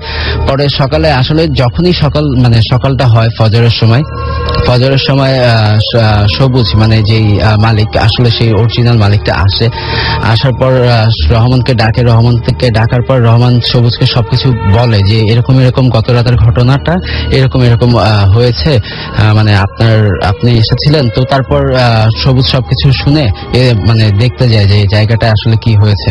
তো জায়গাটা যাওয়ার পর দেখা যায় কি যে মাটি কাটা ঠিকই হয়েছে, কিন্তু যেই স্পটে রহমান যেই মানুষটাকে মানে সবুজ ভেবে যাকে কোপ দিয়েছিল সেখানে একটা কাক পাওয়া যায়, যার কাকটার পেটের মাঝখানে কোপটা থাকে, আর মানে কাকটা দুই ভাগ হয়ে পড়ে থাকতে দেখা যায়। এই ছিল রাসেল ভাই ঘটনাটা। ওকে, থ্যাংক ইউ সো মাচ। আমরা চলে যাবো আমাদের পরবর্তী ঘটনায়, তবে তার আগে ছোট্ট বিরতি নিতে হবে। তার আগে বিরতিতে যাওয়ার আগে জানিয়ে দিই আমাদেরকে শহীদ চট্টগ্রাম থেকে SMS করেছেন, তারা 3 ভাই একসাথে ভূত FM শুনছেন। নাভিদ আমাদের SMS করেছেন আমাদেরকে আফরোজ, এছাড়া আমাদেরকে JF ফাতেমা SMS করেছেন আমাদেরকে রাফুন SMS করেছেন আমাদেরকে দেখতে পাচ্ছি নয়ন গাজীপুর থেকে, এছাড়া আমাদেরকে মাসুদ নাটোর থেকে SMS করেছেন তানভীর কুমিল্লা থেকে, অনিক চাকমা আমাদের SMS করেছেন, তারা 4 জন মিলে ভূত FM শুনছেন। শাহিন আমাদেরকে SMS করেছেন, শাহিন শাহ আমাদের SMS করেছেন। আচ্ছা, তিনি বলছেন যে লাশ রিলেটেড তার কিছু স্টোরি আছে। আমি তো বললামই যে আমাদের ইমেল অ্যাড্রেসে আপনি আপনার ঘটনা পাঠিয়ে দিতে পারেন, bhutfm@radiofurti.fm। এই অ্যাড্রেসে আপনি আপনার ঘটনাটি লিখে ফেলুন, নাম ঠিকানা এবং ফোন নাম্বার সহ, তারপর সেটা পাঠিয়ে দিন আমাদের ইমেল অ্যাড্রেসে ইমেইলের মাধ্যমে। ব্যাস, যদি আপনার ঘটনাটি ভালো হয় ডেফিনেটলি আপনি কল পাবেন। আমাদেরকে আরফাক মোহাম্মদ আমাদের SMS করেছেন মামুদ, SMS করেছেন রাব্বি রাজশাহী থেকে, পাপ্পু আমাদের খিলক্ষেত থেকে SMS করেছেন আমাদেরকে, আচ্ছা মামুন ঢাকা কলেজ থেকে SMS করেছেন আমাদেরকে, 5 জন একটা রুমের ভেতর তারা লাইট অফ করে ভূত FM শুনছেন আমাদেরকে। এছাড়াও SMS করেছেন রতন এবং তমা সহ আরো অনেকে। আপনি যদি SMS করতে চান তাহলে মোবাইলের মেসেজ অপশনে গিয়ে টাইপ করুন ফুর্তি, FORTI ফুর্তি, স্পেস দিয়ে আপনার নাম, স্পেস দিয়ে আপনার মেসেজ পাঠিয়ে দিন 9840 নাম্বারে। আমি বলেছি যে অনেকেই চেষ্টা করেন স্টুডিওতে আসতে, তারপরেও সবার পক্ষে সম্ভব হয় না। অনেকে ঘটনা লিখে পাঠান, অনেকে পাঠান অডিও ক্লিপ। তো আমরা সেরকম একটা ক্লিপ শুনবো ঠিক আমাদের বিজ্ঞাপন বিরতির পরপরই, এবং তারপরে আবারও ফিরে আসবো। সো আমাদের সঙ্গেই থাকুন, কোথাও যাবেন না। স্টে টিউন টু রেডিও ফুর্তি অ্যান্ড ডোন্ট স্টপ দ্য ফুর্তি। আসসালামু আলাইকুম, আমি মোহাম্মদ হাসান ভুইয়া। আমি ঢাকা মেডিকেল কলেজের একজন স্টাফ। আমি দীর্ঘদিন যাবত ঢাকা মেডিকেলে কর্মরত আছি। তো আমার ডিপার্টমেন্ট হচ্ছে অ্যানাটমি ডিপার্টমেন্ট। তো অ্যানাটমির অর্থ হচ্ছে অ্যাকচুয়ালি কীট পতঙ্গ, যেখানে সাধারণত 3টা ভাগ আছে, একটা ডিসেকশন, একটা মিউজিয়াম, আর একটা হচ্ছে হিস্টোলজি ল্যাব। তো ডিসেকশন যেটা, সেটাতে সাধারণত আপনার মানুষের মরা দেহ, যেটা স্টুডেন্টরা কাটাছিড়া করে ফার্স্ট ইয়ার সেকেন্ড ইয়ার, তারা কাটাছিড়া করে বিভিন্ন কিছু দেখে, কাজ টাজ করে। আর মিউজিয়াম হচ্ছে এখানে দেখা গেল যে বিকলাঙ্গ অনেক শিশু জন্ম নেয়, অনেক ধরনের সমস্যা থাকে, তো ওইগুলো সাজানো থাকে আর কি, মানুষের হাত, কাটা হাত, পা, তারপরে বিভিন্ন কিছু। তো যাই হোক, অ্যানাটমি ডিপার্টমেন্টে সাধারণত আমি আছি বিধায় অনেকদিন যাবতই দেখতে পাইতেছি বা জানি, সবাই জানে এখানে একটা প্রপ পরীক্ষা হয় ফার্স্ট ইয়ার সেকেন্ড ইয়ার, যেটা এটা হচ্ছে জানুয়ারি এবং জুলাইতে। আজকের প্রোগ্রামটা যেহেতু অ্যাকচুয়ালি ভূত FM, তো ভূতের গল্প, আমি আসলে আমার জীবনে একটা গল্প আছে, এটা কখনো কারোর সাথে শেয়ার করি নাই, যেহেতু আজকে জানতে যাচ্ছেন তো আপনাদেরকে বলি। তো গল্পটা হচ্ছে জুলাই মাস, বরাবরের মতোই প্রপ পরীক্ষা পরদিন সকালবেলা। তো আমরা সাধারণত, যেহেতু আমি ডিপার্টমেন্টের মোটামুটি একটা দায়িত্বে কাজ করি, তো আমাদের আগের দিন বা পরদিন সকালবেলায় সবকিছু রেডি থাকতে হয়। তো আমরা সকালবেলা সম্ভব হয় না বিদায় আগের দিন ঠিক করে রাখি সব। পরীক্ষার আগের দিন আমি একবার ভুল করলাম, যে ফ্রেন্ডদের সাথে আড্ডা মারতে মারতে ঠিক 12:30 একটা বেজে যায় রাত। তো আমার হঠাৎ খেয়াল হয় যে পরদিন সকালবেলা পরীক্ষা, তো এখনো তো ঠিক করলাম না, কি করলাম, সকালবেলা তো ম্যাডামের ঝাড়ি খাইতে হবে। ঠিক সেই সময় সবকিছু বাদ দিয়ে রওনা দিলাম ডিপার্টমেন্টে যাব, পরীক্ষার সব ইনস্ট্রুমেন্ট ঠিক করার জন্য। তো যাইতেছি, আমাদের ডিপার্টমেন্টে যাওয়ার পথটাই হচ্ছে মর্গ দিয়ে। তো মর্গ ক্রস করে ডিপার্টমেন্টে যাইতে হয়। তো কত 1:01 হবে টাইম, যাইতেছি হঠাৎ, আসলে এই কথা বলতে গেলে শরীরের পশম সবগুলো অটোমেটিক্যালি দাঁড়ায় যায়, অনেক ভয়ের ব্যাপার। তো আমার কাছে ভয়ঙ্কর লাগতেছে অবশ্য, এখনো বলতে গেলে কেমন মনে হয়, জানি না আপনাদের কাছে কেমন লাগবে। তো যাইতেছি মর্গ ক্রস করে ডিপার্টমেন্ট এবং মর্গের মাঝামাঝি, হঠাৎ সামনে একটা ম্যানহোল। কোথা থেকে আসলো, সকালবেলাও আসছি, ম্যানহোল দেখি নাই, এত রাতে একা, আশেপাশেও কেউ নাই। হঠাৎ ভয় পেয়ে গেলাম যে এখন ম্যানহোল কোথেকে আসলো। তো চিন্তা করতেছি ম্যানহোল, সামনের দিকে যাব, আচ্ছা ক্রস করে যাই। তো বাম পাশে ক্রস করতে যাই, তখন হঠাৎ আরেকটা ম্যানহোল। তখন চিন্তা করলাম, একটু ভয় লাগতেছে যে কি ব্যাপার, ম্যানহোল একটা দেখলাম মাত্র, আবার বাম পাশে যাবো তো আরেকটা ম্যানহোল। তখন আবার ডান দিকে যাই, তো ডান দিকে একটা 10তলা বিল্ডিং। তো চিন্তা করলাম আসলে 2টা ম্যানহোল এগুলো টপকায় যাওয়ার চেয়ে ম্যানহোল, এত রাতে ভয় লাগতেছে। তখন চিন্তা করলাম হয়তো 10তলা বিল্ডিংটা টপকায় যাওয়া হয়তো অনেক বেশি সহজ হবে ম্যানহোলের চাইতে। কি করব, তখন ভাবলাম আজকে মনে আর যাওয়া হবে না, ভয় পাইতেছি, ঠিক আছে ঝাড়ি খাইলে খাবো, সকালবেলায় যাবো। পিছন দিকে ফিরতে যাই, তখন আরেকটা ম্যানহোল পিছনে। তো যাওয়ার কোনো রাস্তা নাই, তো একা এত রাতে ভয় কাঁপতে থাকি, কি করব। হঠাৎ ম্যানহোলের মধ্যে কি নড়াচড়া করতেছে, তো করতে করতে সবগুলো ম্যানহোল আমার দিকে আসতেছে, কাছে আসতেছে, আর একটা করে হাত, প্রত্যেকটার মধ্যে হাতগুলো এরকম যে হাতের মধ্যে আসলে কঙ্কাল, তো কঙ্কালি আপনারা সবাই হয়তো চিনেন, এরকমই পচা গলা মাংস কঙ্কালের মধ্যে হালকা আছে, খইসা পড়তেছে এরকম, আর এগুলো নড়াচড়া করতেছে, আমাকে ধরতে চাইতেছে, আমার মনে হইতেছে এরকম। তো আমি চিন্তা করতেছিলাম কি করা যায়, ভয় পাইতেছি, কাউরে বলারও সাহস পাইতেছি না, আশেপাশে কেউ নেই, চিৎকার করলে লাভ হবে না। তো মনে একটু সাহস জোগানোর চেষ্টা করি, কিন্তু কাজ হয় না। হঠাৎ একটা ম্যানহোল আমার সামনে চলে আসে, আর একটা হাত আমার পা চেপে ধরে। তো সাধারণত হাতটা যখন চেপে ধরে, তখন বুঝতে পারি যে আসলে মানুষের সাধারণ হাত হইলে একরকম, এটা ঠান্ডাও না গরমও না, কেমন একটা অনুভূতি, খুব ভয়ঙ্কর। তো হঠাৎ টান দিয়ে আমাকে ম্যানহোলের মধ্যে ফেলে দেয়। তারপর আমি সেন্সলেস হয়ে যাই, বুঝতে পারি না কিছু আর। যখন আমার জ্ঞান ফিরে, তখন আমি দেখতে পাই যে আমি অ্যানাটমির ডিসেকশনে, যেখানে সাধারণত একটা বেডে শুয়ে আছি, যে বেডটাতে মরা লাশ কাটা হয়, স্টুডেন্টরা কাইটা ড্রেসিং করে বা করে আপনার ডিসেকশন করে শিখে। তো আমি ওইটাতে শুয়ে আছি, অনেক ভয় পাইতেছি, কি ব্যাপার, আমি এখানে কেন। সেই সময় দেখলাম আমার হাত পা বাঁধা, আমি নড়াচড়া করতে পারতেছি না, চিৎকার করতেছি, আমার ভেতর থেকে কথা বের হইতেছে না, কোনো শব্দ হইতে পারতেছে না।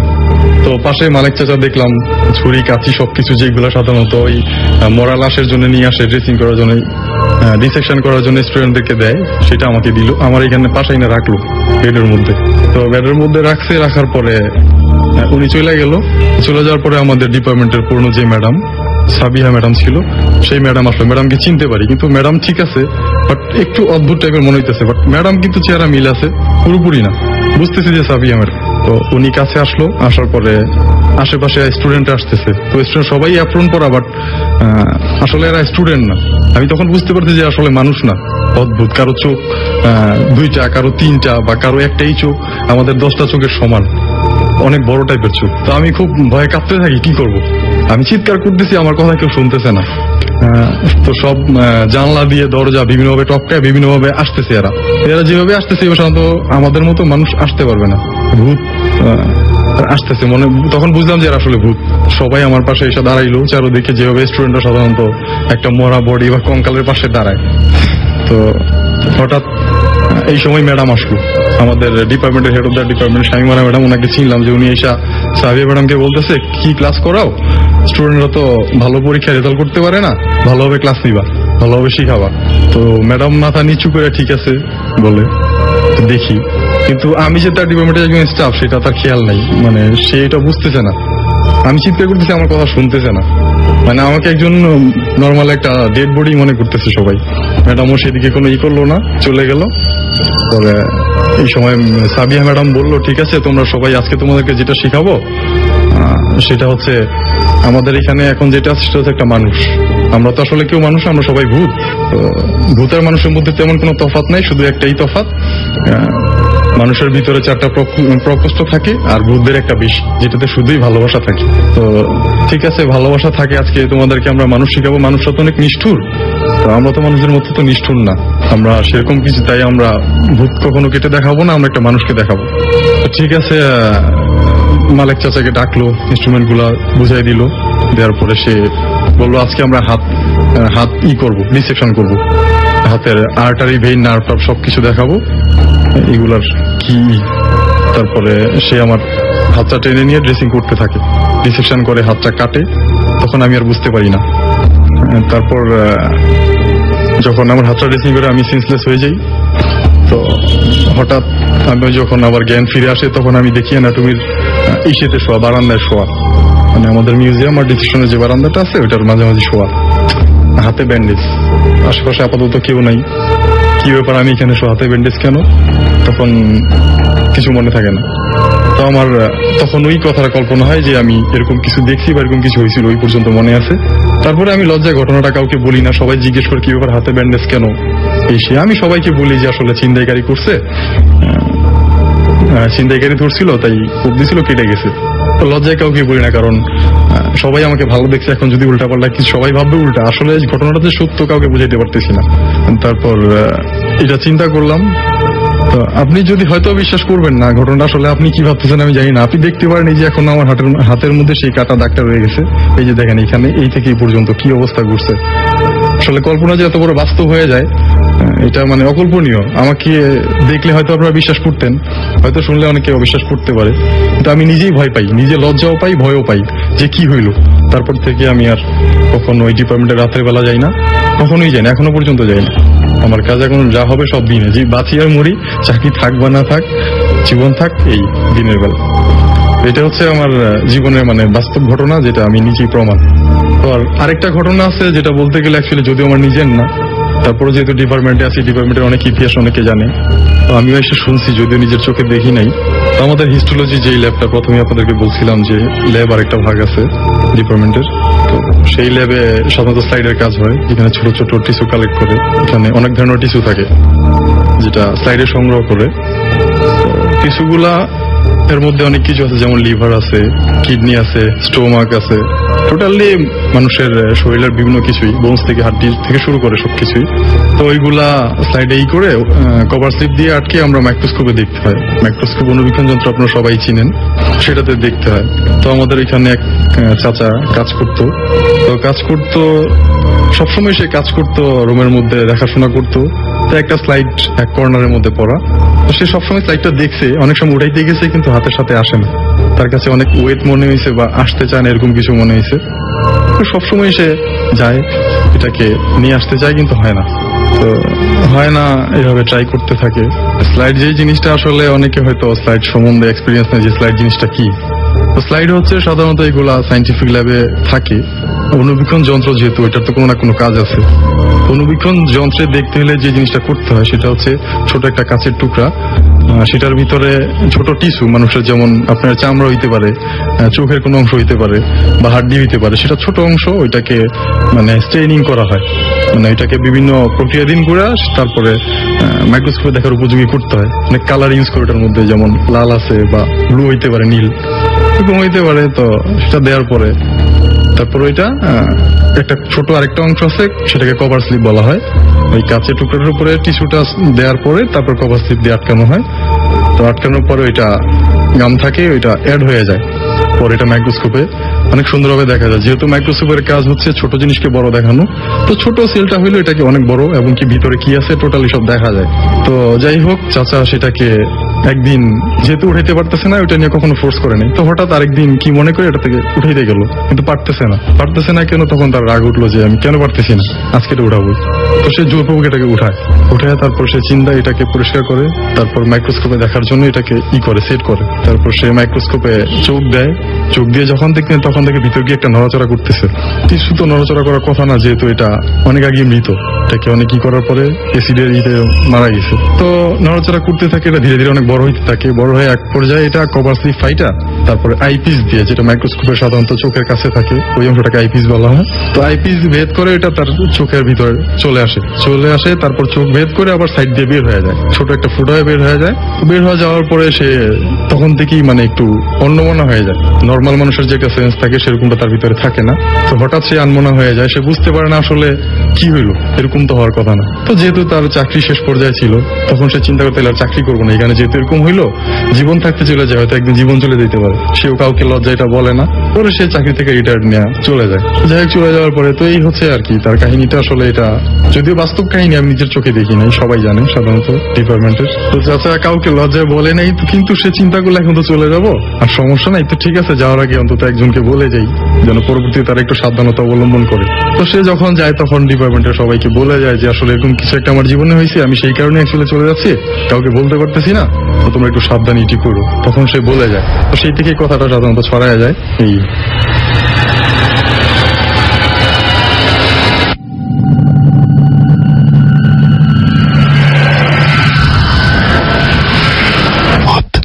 FM haunted by Airtel.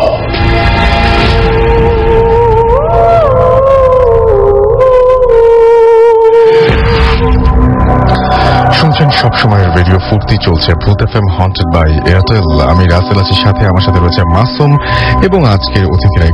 একটা ফাইল শুনছিলাম, অডিও ক্লিপ শুনছিলাম, যেটা সংগ্রহ করেছে আমাদের আউটডোর ব্রডকাস্টের সাদ। এবং এখন আবারও চলে আসবো আমাদের ঘটনায়, এবং আমাদের সঙ্গে আজকে যে অতিথিরা আছে তাদের কাছ থেকে আমরা ঘটনা শুনবো।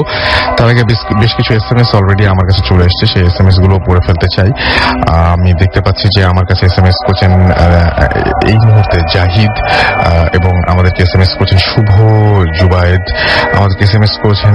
এছাড়াও দেখতে পাচ্ছি অর্ণব, এবং তিনি বলছেন যে ভূত এফএম মেন্স এন্টারটেইনমেন্ট। আচ্ছা, থ্যাংক ইউ। আমাদেরকে পাপড়ি SMS করেছেন ভূতের গলি থেকে, SMS করেছেন শোভন মিরপুর 1 থেকে, কণিকা আমাদের SMS করেছেন। এছাড়াও হৃদয় উত্তরা থেকে আমাদের SMS করেছেন, নিহাদ আমাদের SMS করেছেন, মেডিকেল স্টোরিগুলো সবসময় অসম হয় সেটা তিনি লিখেছেন। তাসিম খান আমাদের SMS করেছেন। আপনাদের যদি সত্যি মানে এরকম ঘটনা ভালো লাগে, তাহলে যারা এইসব ধরনের ঘটনাগুলো জানেন বা এক্সপিরিয়েন্স করেছেন, তাদেরকে আপনারা উৎসাহিত করতে পারেন আমাদের ব্যাপারে। তারা এসে সরাসরি আমাদের এখানে কিন্তু শেয়ার করতে পারেন তাদের ঘটনাগুলো।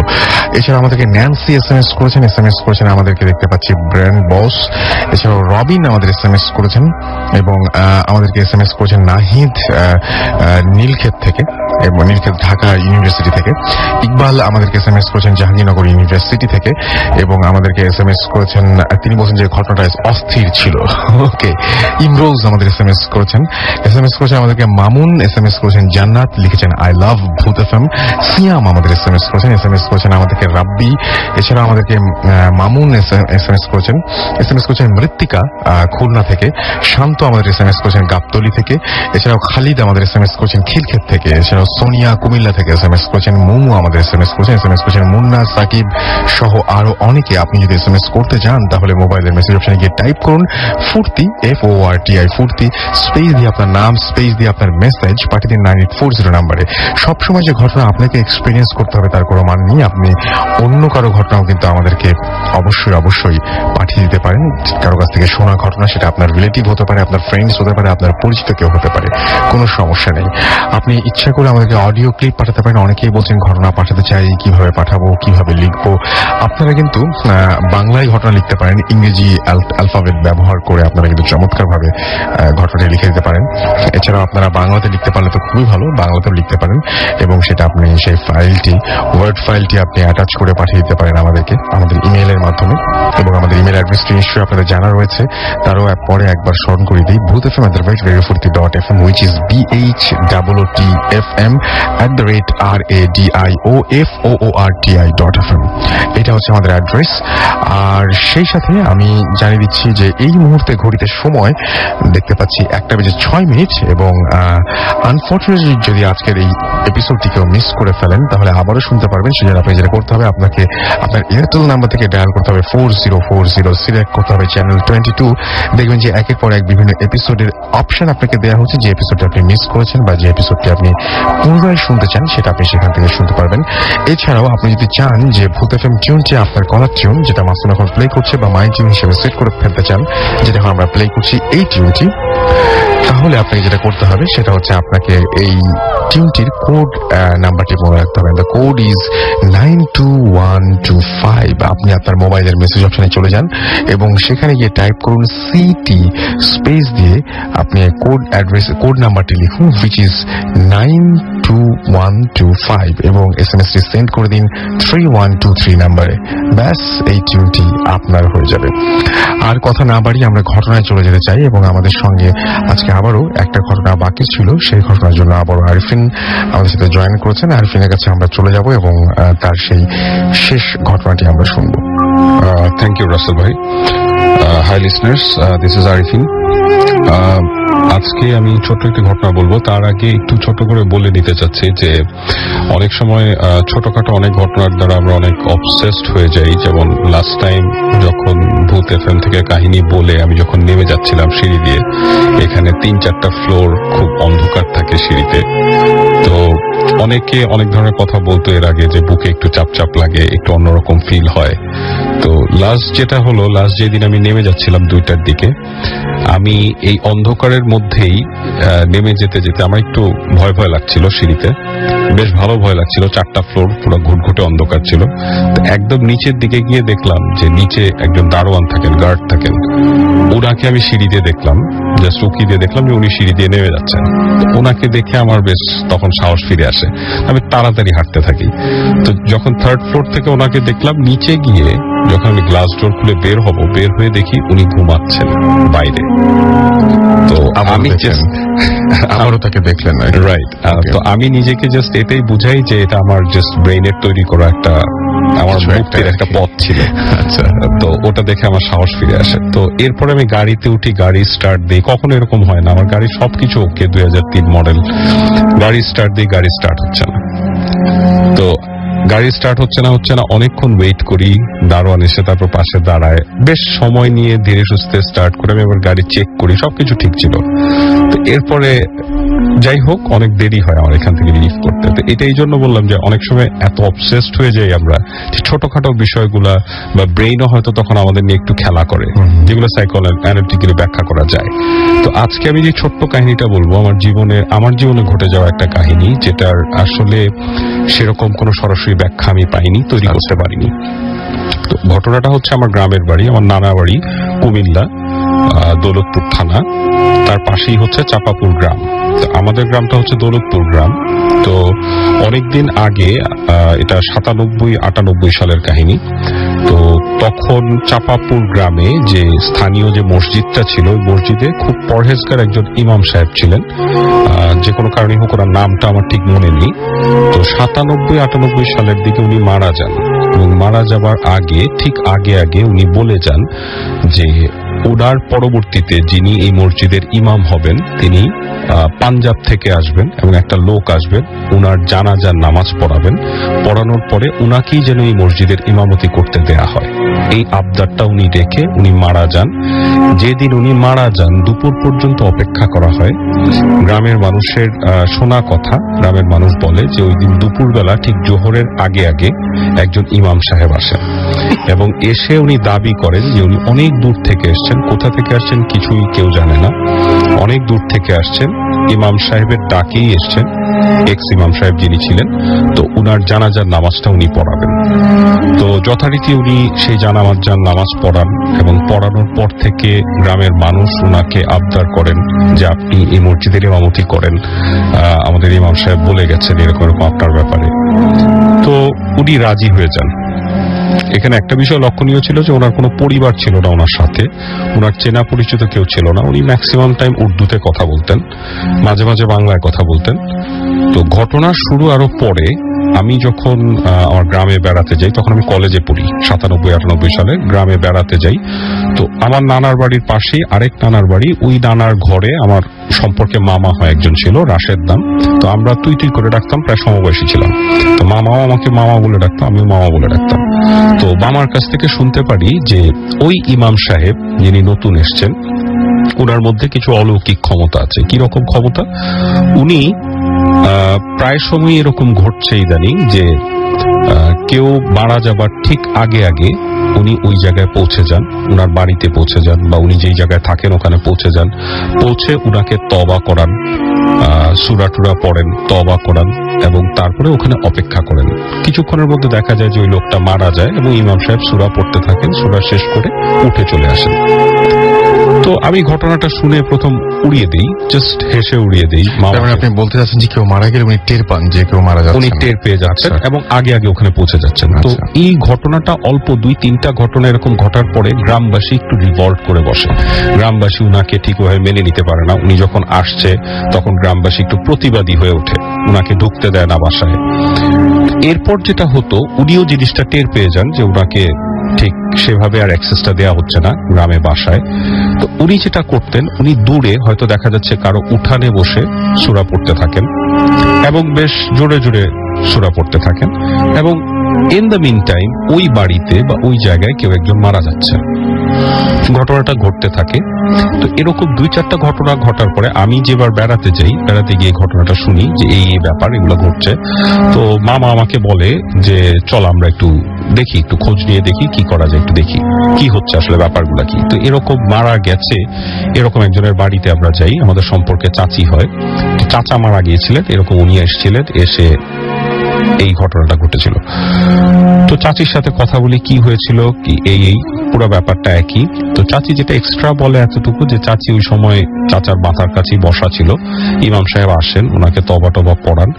ঠিক ওই সময়টায় ঝিঝি পোকার ডাকের মতো খুব প্রচন্ড ঝিঝি পোকার ডাক হতে থাকে। সন্ধ্যার সময় ছিল, মাগরিবের নামাজের পরপর ইমাম সাহেব ওনাকে তওবা টবা করায়। উনি দূরে একটা চেয়ারে বসে সূরা পড়ছিলেন এবং তারপরে ওই চাচার খুব গলা শুকায় কাঠ হয়ে যায়, পানি খেতে চান, প্রচন্ড পানি খেতে চান।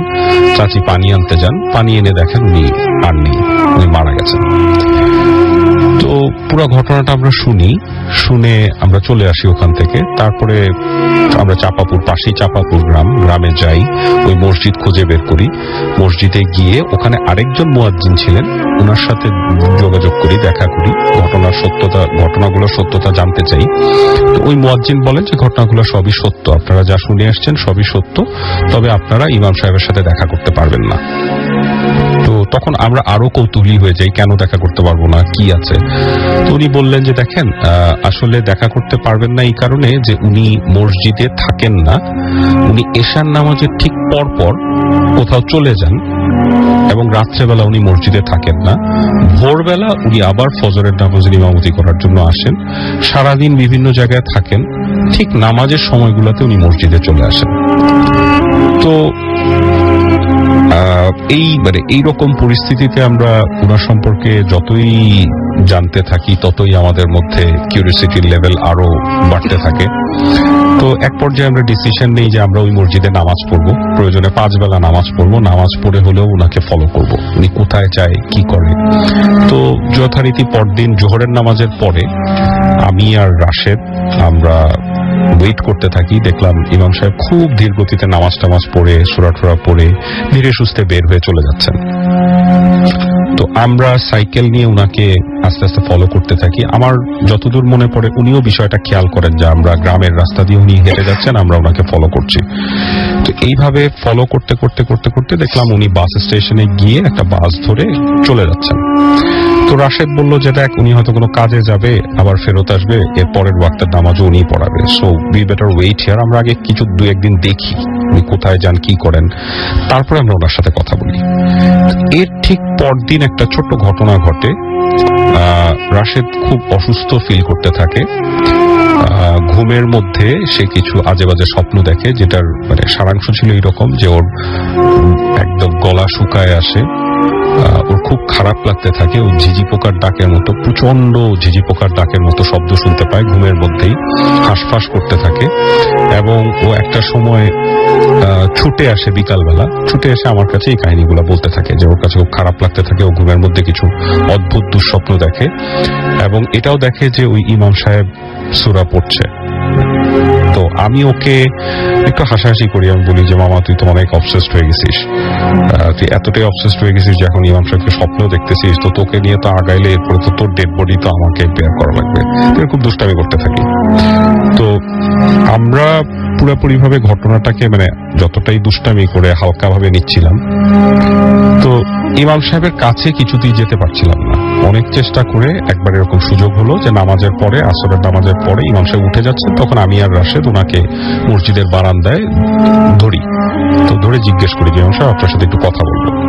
তো লোকটার চোখ প্রচন্ড লাল ছিল, টকটকে লাল, অনেকটা আমাদের সত্যি কথা বলতে আমার প্রথমবার দেখে মনে হয়েছিল যে উনি হয়তো নেশা টেশা করতে পারেন, বাট এরকম চোখ স্বাভাবিক মানুষের হয় না, প্রচন্ড লাল এবং বিস্ফোরিত চোখগুলো।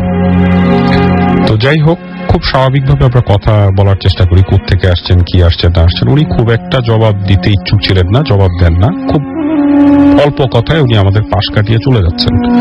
তো এরকম 1 দিন 2 দিন 3 দিন, এর মধ্যে আরেকটা কাহিনী ঘটে যায়।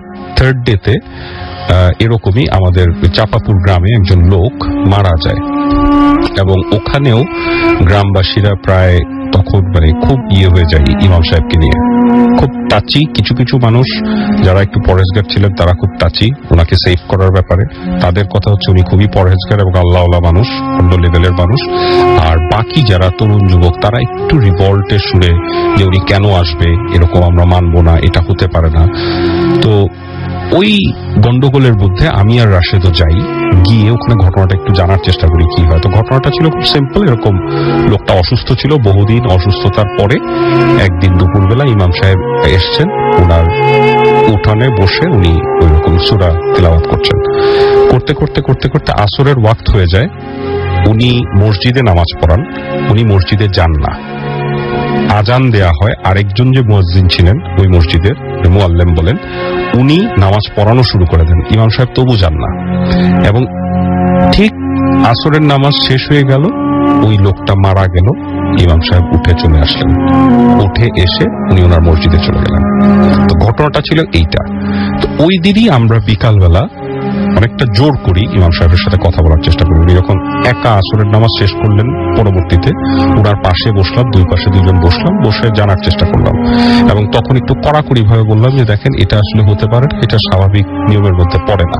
কারণ আপনি কিভাবে জেনে যাচ্ছেন একটা মানুষ মারা যাচ্ছে, আপনি সেখানে আগে পৌঁছাচ্ছেন, সূরা পড়ছেন, ভালো কথা, আপনি কিভাবে জেনে যাচ্ছেন? বিষয়টা যদি এইভাবে সূরা না হয়, তাহলে তখন আমরা কলেজে পড়ি, আমাদের রক্ত গরম, প্লাস গ্রামের অনেক তরুণ যুবক তারাও একটু গরম হয়ে উঠতেছে এইসব ব্যাপারে। তো একটু শক্তভাবে বলি যে আপনি যদি কথা বলতে না চান তাহলে অন্যভাবে বলার ব্যবস্থা করবো, বাট আপনাকে বলতে হবে। তো উনি খুব সংক্ষেপে ধীর স্থির ভাবে কাম এন্ড কোয়াইটলি যে কথাটা বললো যে দেখো আমি বুঝতে পারি, আমি শুধু তোমাদের এতটুকুই বলবো, আমি বুঝতে পারি, যদি এরপরেও তোমরা ফোর্স করো আমি তোমাদেরকে এতটুকু বলতে পারি, নেক্সট ঘটনাটা আমি তোমাদেরকে ডাকবো। তো এইটা শুনে আমরা খুব আশ্বস্ত হই, আমরা চলে আসি। এটা শুনে উনি আমার নাম্বার রাখেন, মোবাইল নাম্বার রাখেন, রেখে আমরা চলে আসি। আসার পরে 2 দিন 3 দিন চলে যায়, রাশেদ খুব অসুস্থ হয়ে পড়ে। এর মধ্যে আমাদেরকে আর কোনো ডাক আসে না। একদিন আমি জাস্ট আউট অফ কিউরিয়াসিটি চাপাপুরে আবার যাই ওই মসজিদে, একা যাই। একা গিয়ে ইমাম সাহেবের সাথে দেখা করি। এইবার উনি বেশ ফ্রেন্ডলি, আমার সাথে কথা বলছেন, নর্মাল কথাবার্তা বলছেন। তো আমি এমনি হাসতে বলি যে ইমাম সাহেব, আমার তো যাওয়ার সময় হয়ে যাচ্ছে, আমি তো ঢাকা চলে যাব, আর বেশি দিন নাই, সপ্তাহখানেক আছি। তো ঠিক আছে, এর মধ্যে আপনি হয়তো আর কোনো ঘটনা হয়তো ঘটবে না, তো আপনার সাথে যদি একটু কথা বলতে পারতাম ভালো হতো।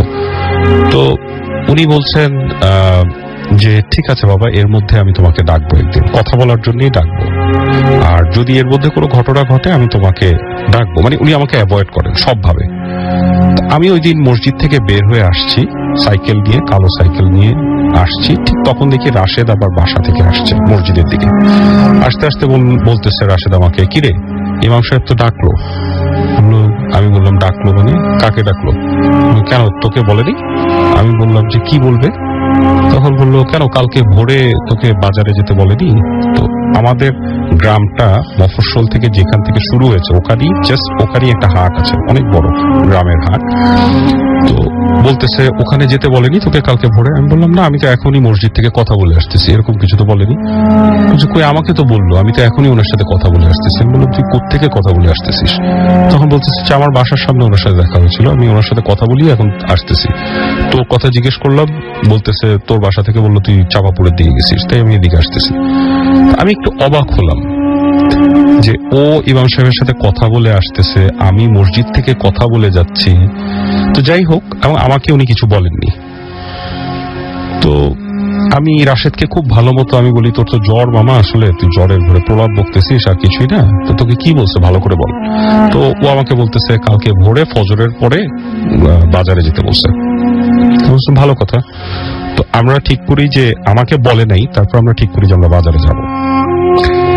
ঠিক ভোরবেলা আমরা উঠি, ফজরের নামাজ পড়ি আমাদের মসজিদে, পড়ে আমরা বাজারের দিকে রওনা দিই। তখন 6টা, 5:30, 6টা বাজে। ওই সময় আমার মোবাইলে একটা ফোন আসে। ইমাম সাহেব বাজারেরই কোনো একটা টেলিফোন বুথ থেকে ফোন করেছেন। আমি দেখি যে TNT নাম্বার। ফোন করে আমাকে বলছেন যে বাবা, তুমি গ্রামের বাজারে চলে আসো। কখন আসতে হবে? চলে আসো, আস্তে ধীরে চলে আসো। এটা বলে উনি ফোন রেখে দিয়েছেন। তো আমরা খুব এক্সাইটেড হয়ে যাই যে হয়তো কিছু একটা কুল কিনারা করতে যাচ্ছি। দুইজনেই রওনা দিয়ে আমরা বাজারে যথারীতি পৌঁছে যাই। বাজারে গিয়ে ওয়েট করতে থাকি, এদিক সেদিক দেখি অনেক ভোরবেলা অল্প করে মানুষ আসছে, কাউকে দেখি না, মানে ইমাম সাহেবকে দেখি না। তো মানুষজন আসছে, এদিক সেদিক তাকাই। বাজারটা খুব বড় না, আমরা হাঁটাহাঁটি করতে থাকি। তো অনেকক্ষণ হাঁটাহাঁটি করতে 7টা বেজে যায়। তো রাশেদ আমাকে বলে যে মামা, আসলে এগুলো ধোঁকাবাজি, তোকেও ডাকছে আমাকেও ডাকছে, আসলে কিছুই না, দেখ নিজেই আসেনি। তো এটা বলে আমরা ওখানে একটু দূরে হাইওয়েতে, মানে হাইওয়ে থেকে বাজারটা ঢুকে গেছে গ্রামের দিকে। তো হাইওয়েতে একটা চায়ের স্টল ছিল, আলী ভাইয়ের চায়ের স্টল আমরা বলতাম, আলী ভাইয়ের দোকান। আলী ভাইয়ের একটা ছোট্ট ছেলে ছিল, কত 3-4-এ পড়ে গ্রামের স্কুলে। তো ও দেখলাম চায়ের স্টলে বসে চা বানাচ্ছে, আলী ভাই নাই, ও তো ভোরে। তো রাশেদ আমাকে বলতেছে মামা চল চা খাই। ওয়েট করার কি আছে, এখানে চা খাই, আসলে তো দেখবই। আমরা গেলাম চায়ের স্টলে, গিয়ে বসলাম। ওর সাথে কিছুক্ষণ দুষ্টামি করলাম। করে হঠাৎ করে রাশেদ আমাকে বলতেছে মামা, আমার খুব খারাপ লাগতেছে, আমি ঝিঝি পোকার ডাকটা শুনতেছি, আমার খুব খারাপ লাগতেছে। কি বলতেছিস তুই? কি ইদানিং মানে কিছু খাওয়া টাওয়া শুরু করছিস নাকি, দুষ্টামি করতেছিস?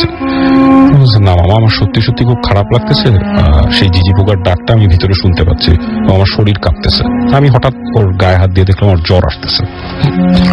তো এর মধ্যে পিচ্চিটা আবার আমাদের জন্য চা বানাচ্ছে, চায়ের স্টলে চা বানাচ্ছে, মানে পানি গরম দিয়েছে। হঠাৎ মামা আমাকে ধাক্কা দিয়ে ইশারা করলো হাইওয়ের অপোজিটে। আমি চোখ দিলাম, দেখি ইমাম সাহেব ওখানে ঘাসের উপর বসা সূরা পড়ছে। আমি একটু কিছুক্ষণের জন্য স্পিচলেস থাকি। তারপর আমি চিন্তা করি এখানে কয়জন মানুষ, আমি, ইমাম সাহেব, রাশেদ, পিচ্চিটা, আর কেউ নাই আশেপাশে, আর মানুষজন সব বাজারে। আমি একটু অবাক হই, ইমাম সাহেব সূরা পড়ছে, তার মানে কোনো একটা ঘটনা ঘটবে, হয় আমি, না হয় রাশেদ, নাহলে পিচ্চিটা। তো আমার ভিতরে খুব স্ট্রাইক করতে থাকে, আমি ভিতরে ভিতরে প্রচন্ড ভয় পেয়ে যাই এবং সূরার আওয়াজ আমি পরিষ্কার শুনতে পাচ্ছি কানে।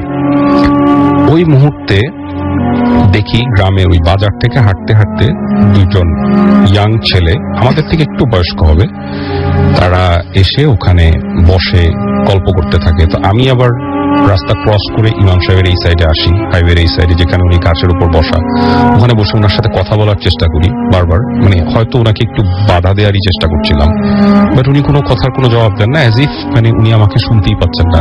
কমপ্লিটলি একটা ডিফারেন্ট ওয়ার্ল্ডে উনি ওই মুহূর্তে এক্সিস্ট করেন এবং আমাকে শুনতেই পাচ্ছেন না, কোনো ভ্রুক্ষেপ নেই। হাইওয়ে দিয়ে মাঝে মাঝে দুই একটা গাড়ি যাচ্ছে, খুব রেয়ার, অত ভোরে।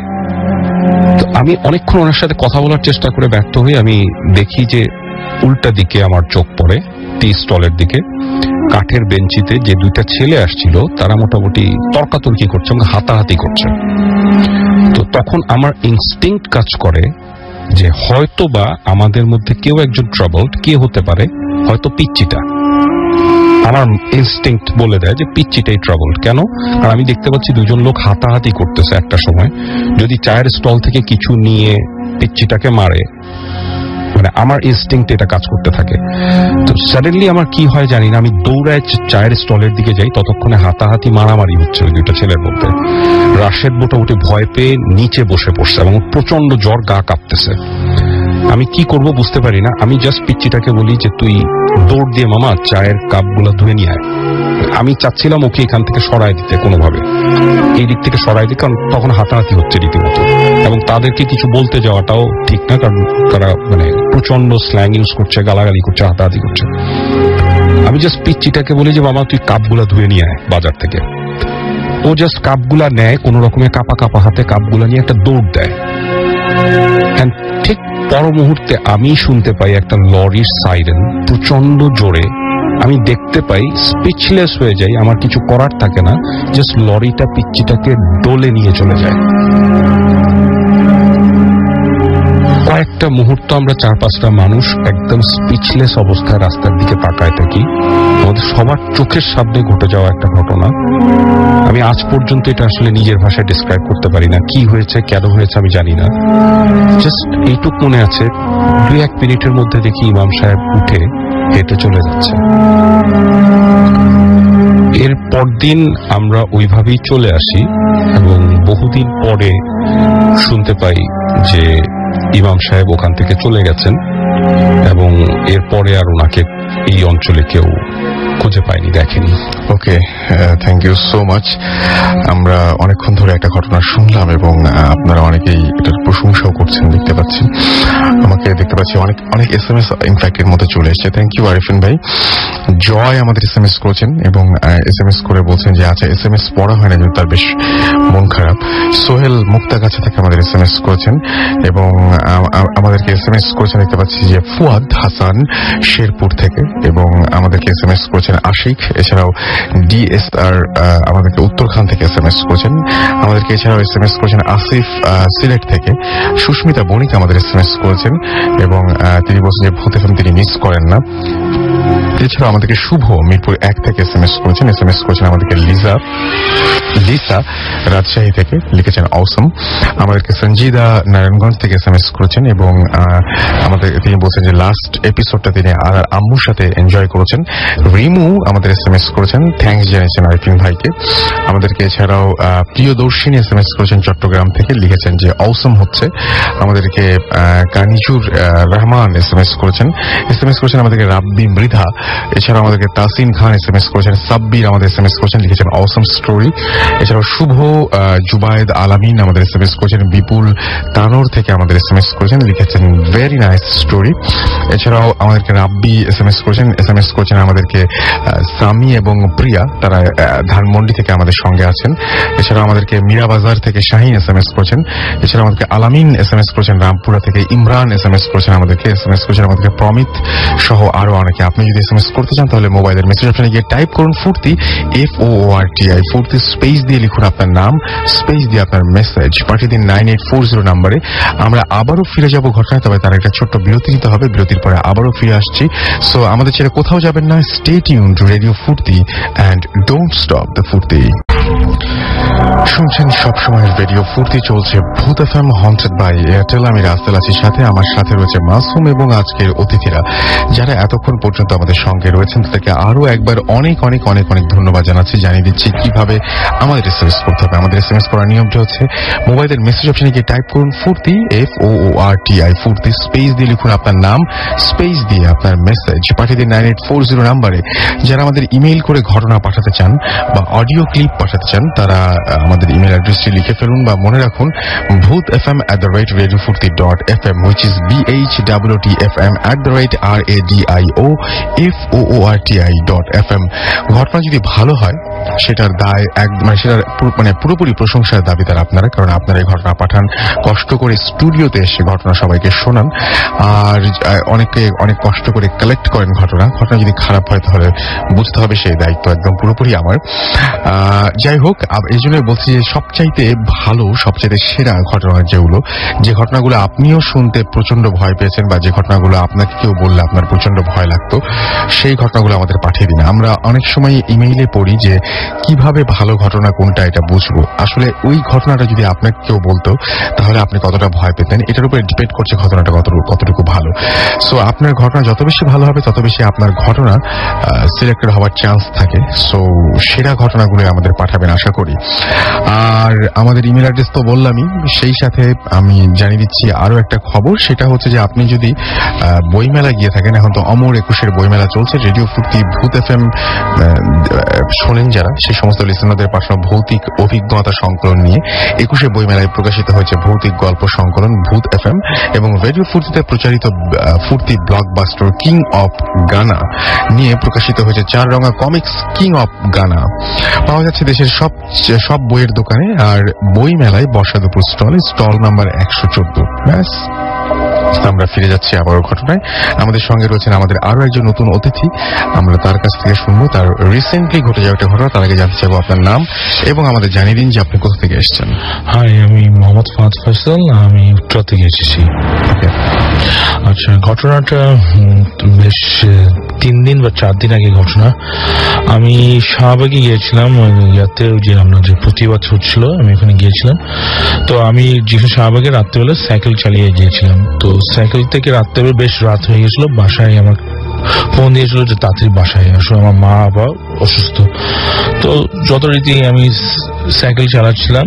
তো আমার সাইকেল একটা নতুন সাইকেল কেনা ফেব্রুয়ারি মাসের 4 তারিখে। তো আমার সাইকেল একটা প্রবলেম ছিল যে আমার সামনে যে লাইটটা, সেই লাইটটা ছিল না। তখন আমার আরেকজন সাইক্লিস্ট ছিল, সেই গুলশানে থাকে, তাকে আমি ফোন দিয়ে বললাম তুমি কোথায় আসো, তুমি একটু আসো আমার সাথে একটু জয়েন করো, যেহেতু আমার সাইকেলের যে ফ্রন্ট লাইটটা আছে, ফ্রন্ট লাইটটা ইটস নট ওয়ার্কিং। তো ওটা ফ্রন্ট লাইটটা আছে বেশ চমৎকার ইয়েতে। তো আমরা সাইকেল চালাচ্ছিলাম। তো আমরা জায়গাটা হচ্ছে আপনার নির্বাদিন একটা নতুন একটা 5 স্টার হোটেল হচ্ছে, যেটা বেস্ট ওয়েস্টার্ন হোটেল। ঠিক তার পাশে একটা রাস্তা আছে, একটা পুরো অফরোড রাস্তা, প্রায় 1/2 কিলোমিটার একটা অফরোড রাস্তা আছে। ওই রাস্তার মধ্যে আমি ওকে বললাম চলো এই অফরোডে যাই। আমরা সাধারণত অফরোড তো পাই না ঢাকা শহরে, তো অফরোডে যাই, ভালো অফরোড হবে। ঠিক আছে, অফরোডে যাওয়ার পর আমার বলে রাখা ভালো যে আমার যে সাইক্লিস্ট, ওর নাম হচ্ছে ওয়াজেদ। তো ওর সাইকেলের পাম্প ছিল না, কারণ ও নেমে ও বলছে ভাই আপনি যান, সামনে যান, আমি আসতেছি।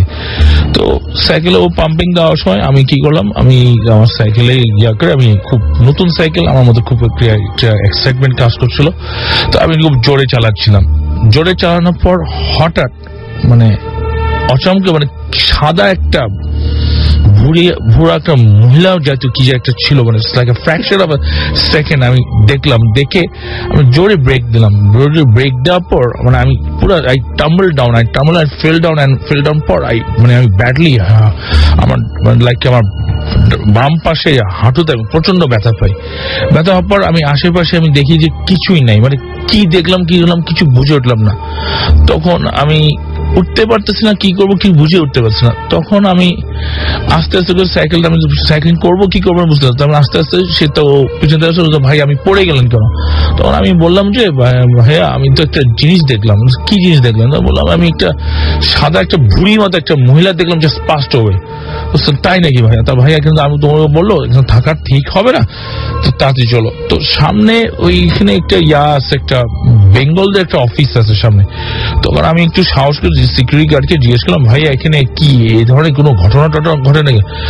আমাকে সিকিউরিটি গার্ড স্ট্রেট বললো, ভাইয়া যা দেখছেন এখান থেকে পালাই যান, এখানে আল্লাহ আল্লাহ করে এখান থেকে চলে যান, যেখান থেকে আসেন চলে যান। এই আমার ঘটনা।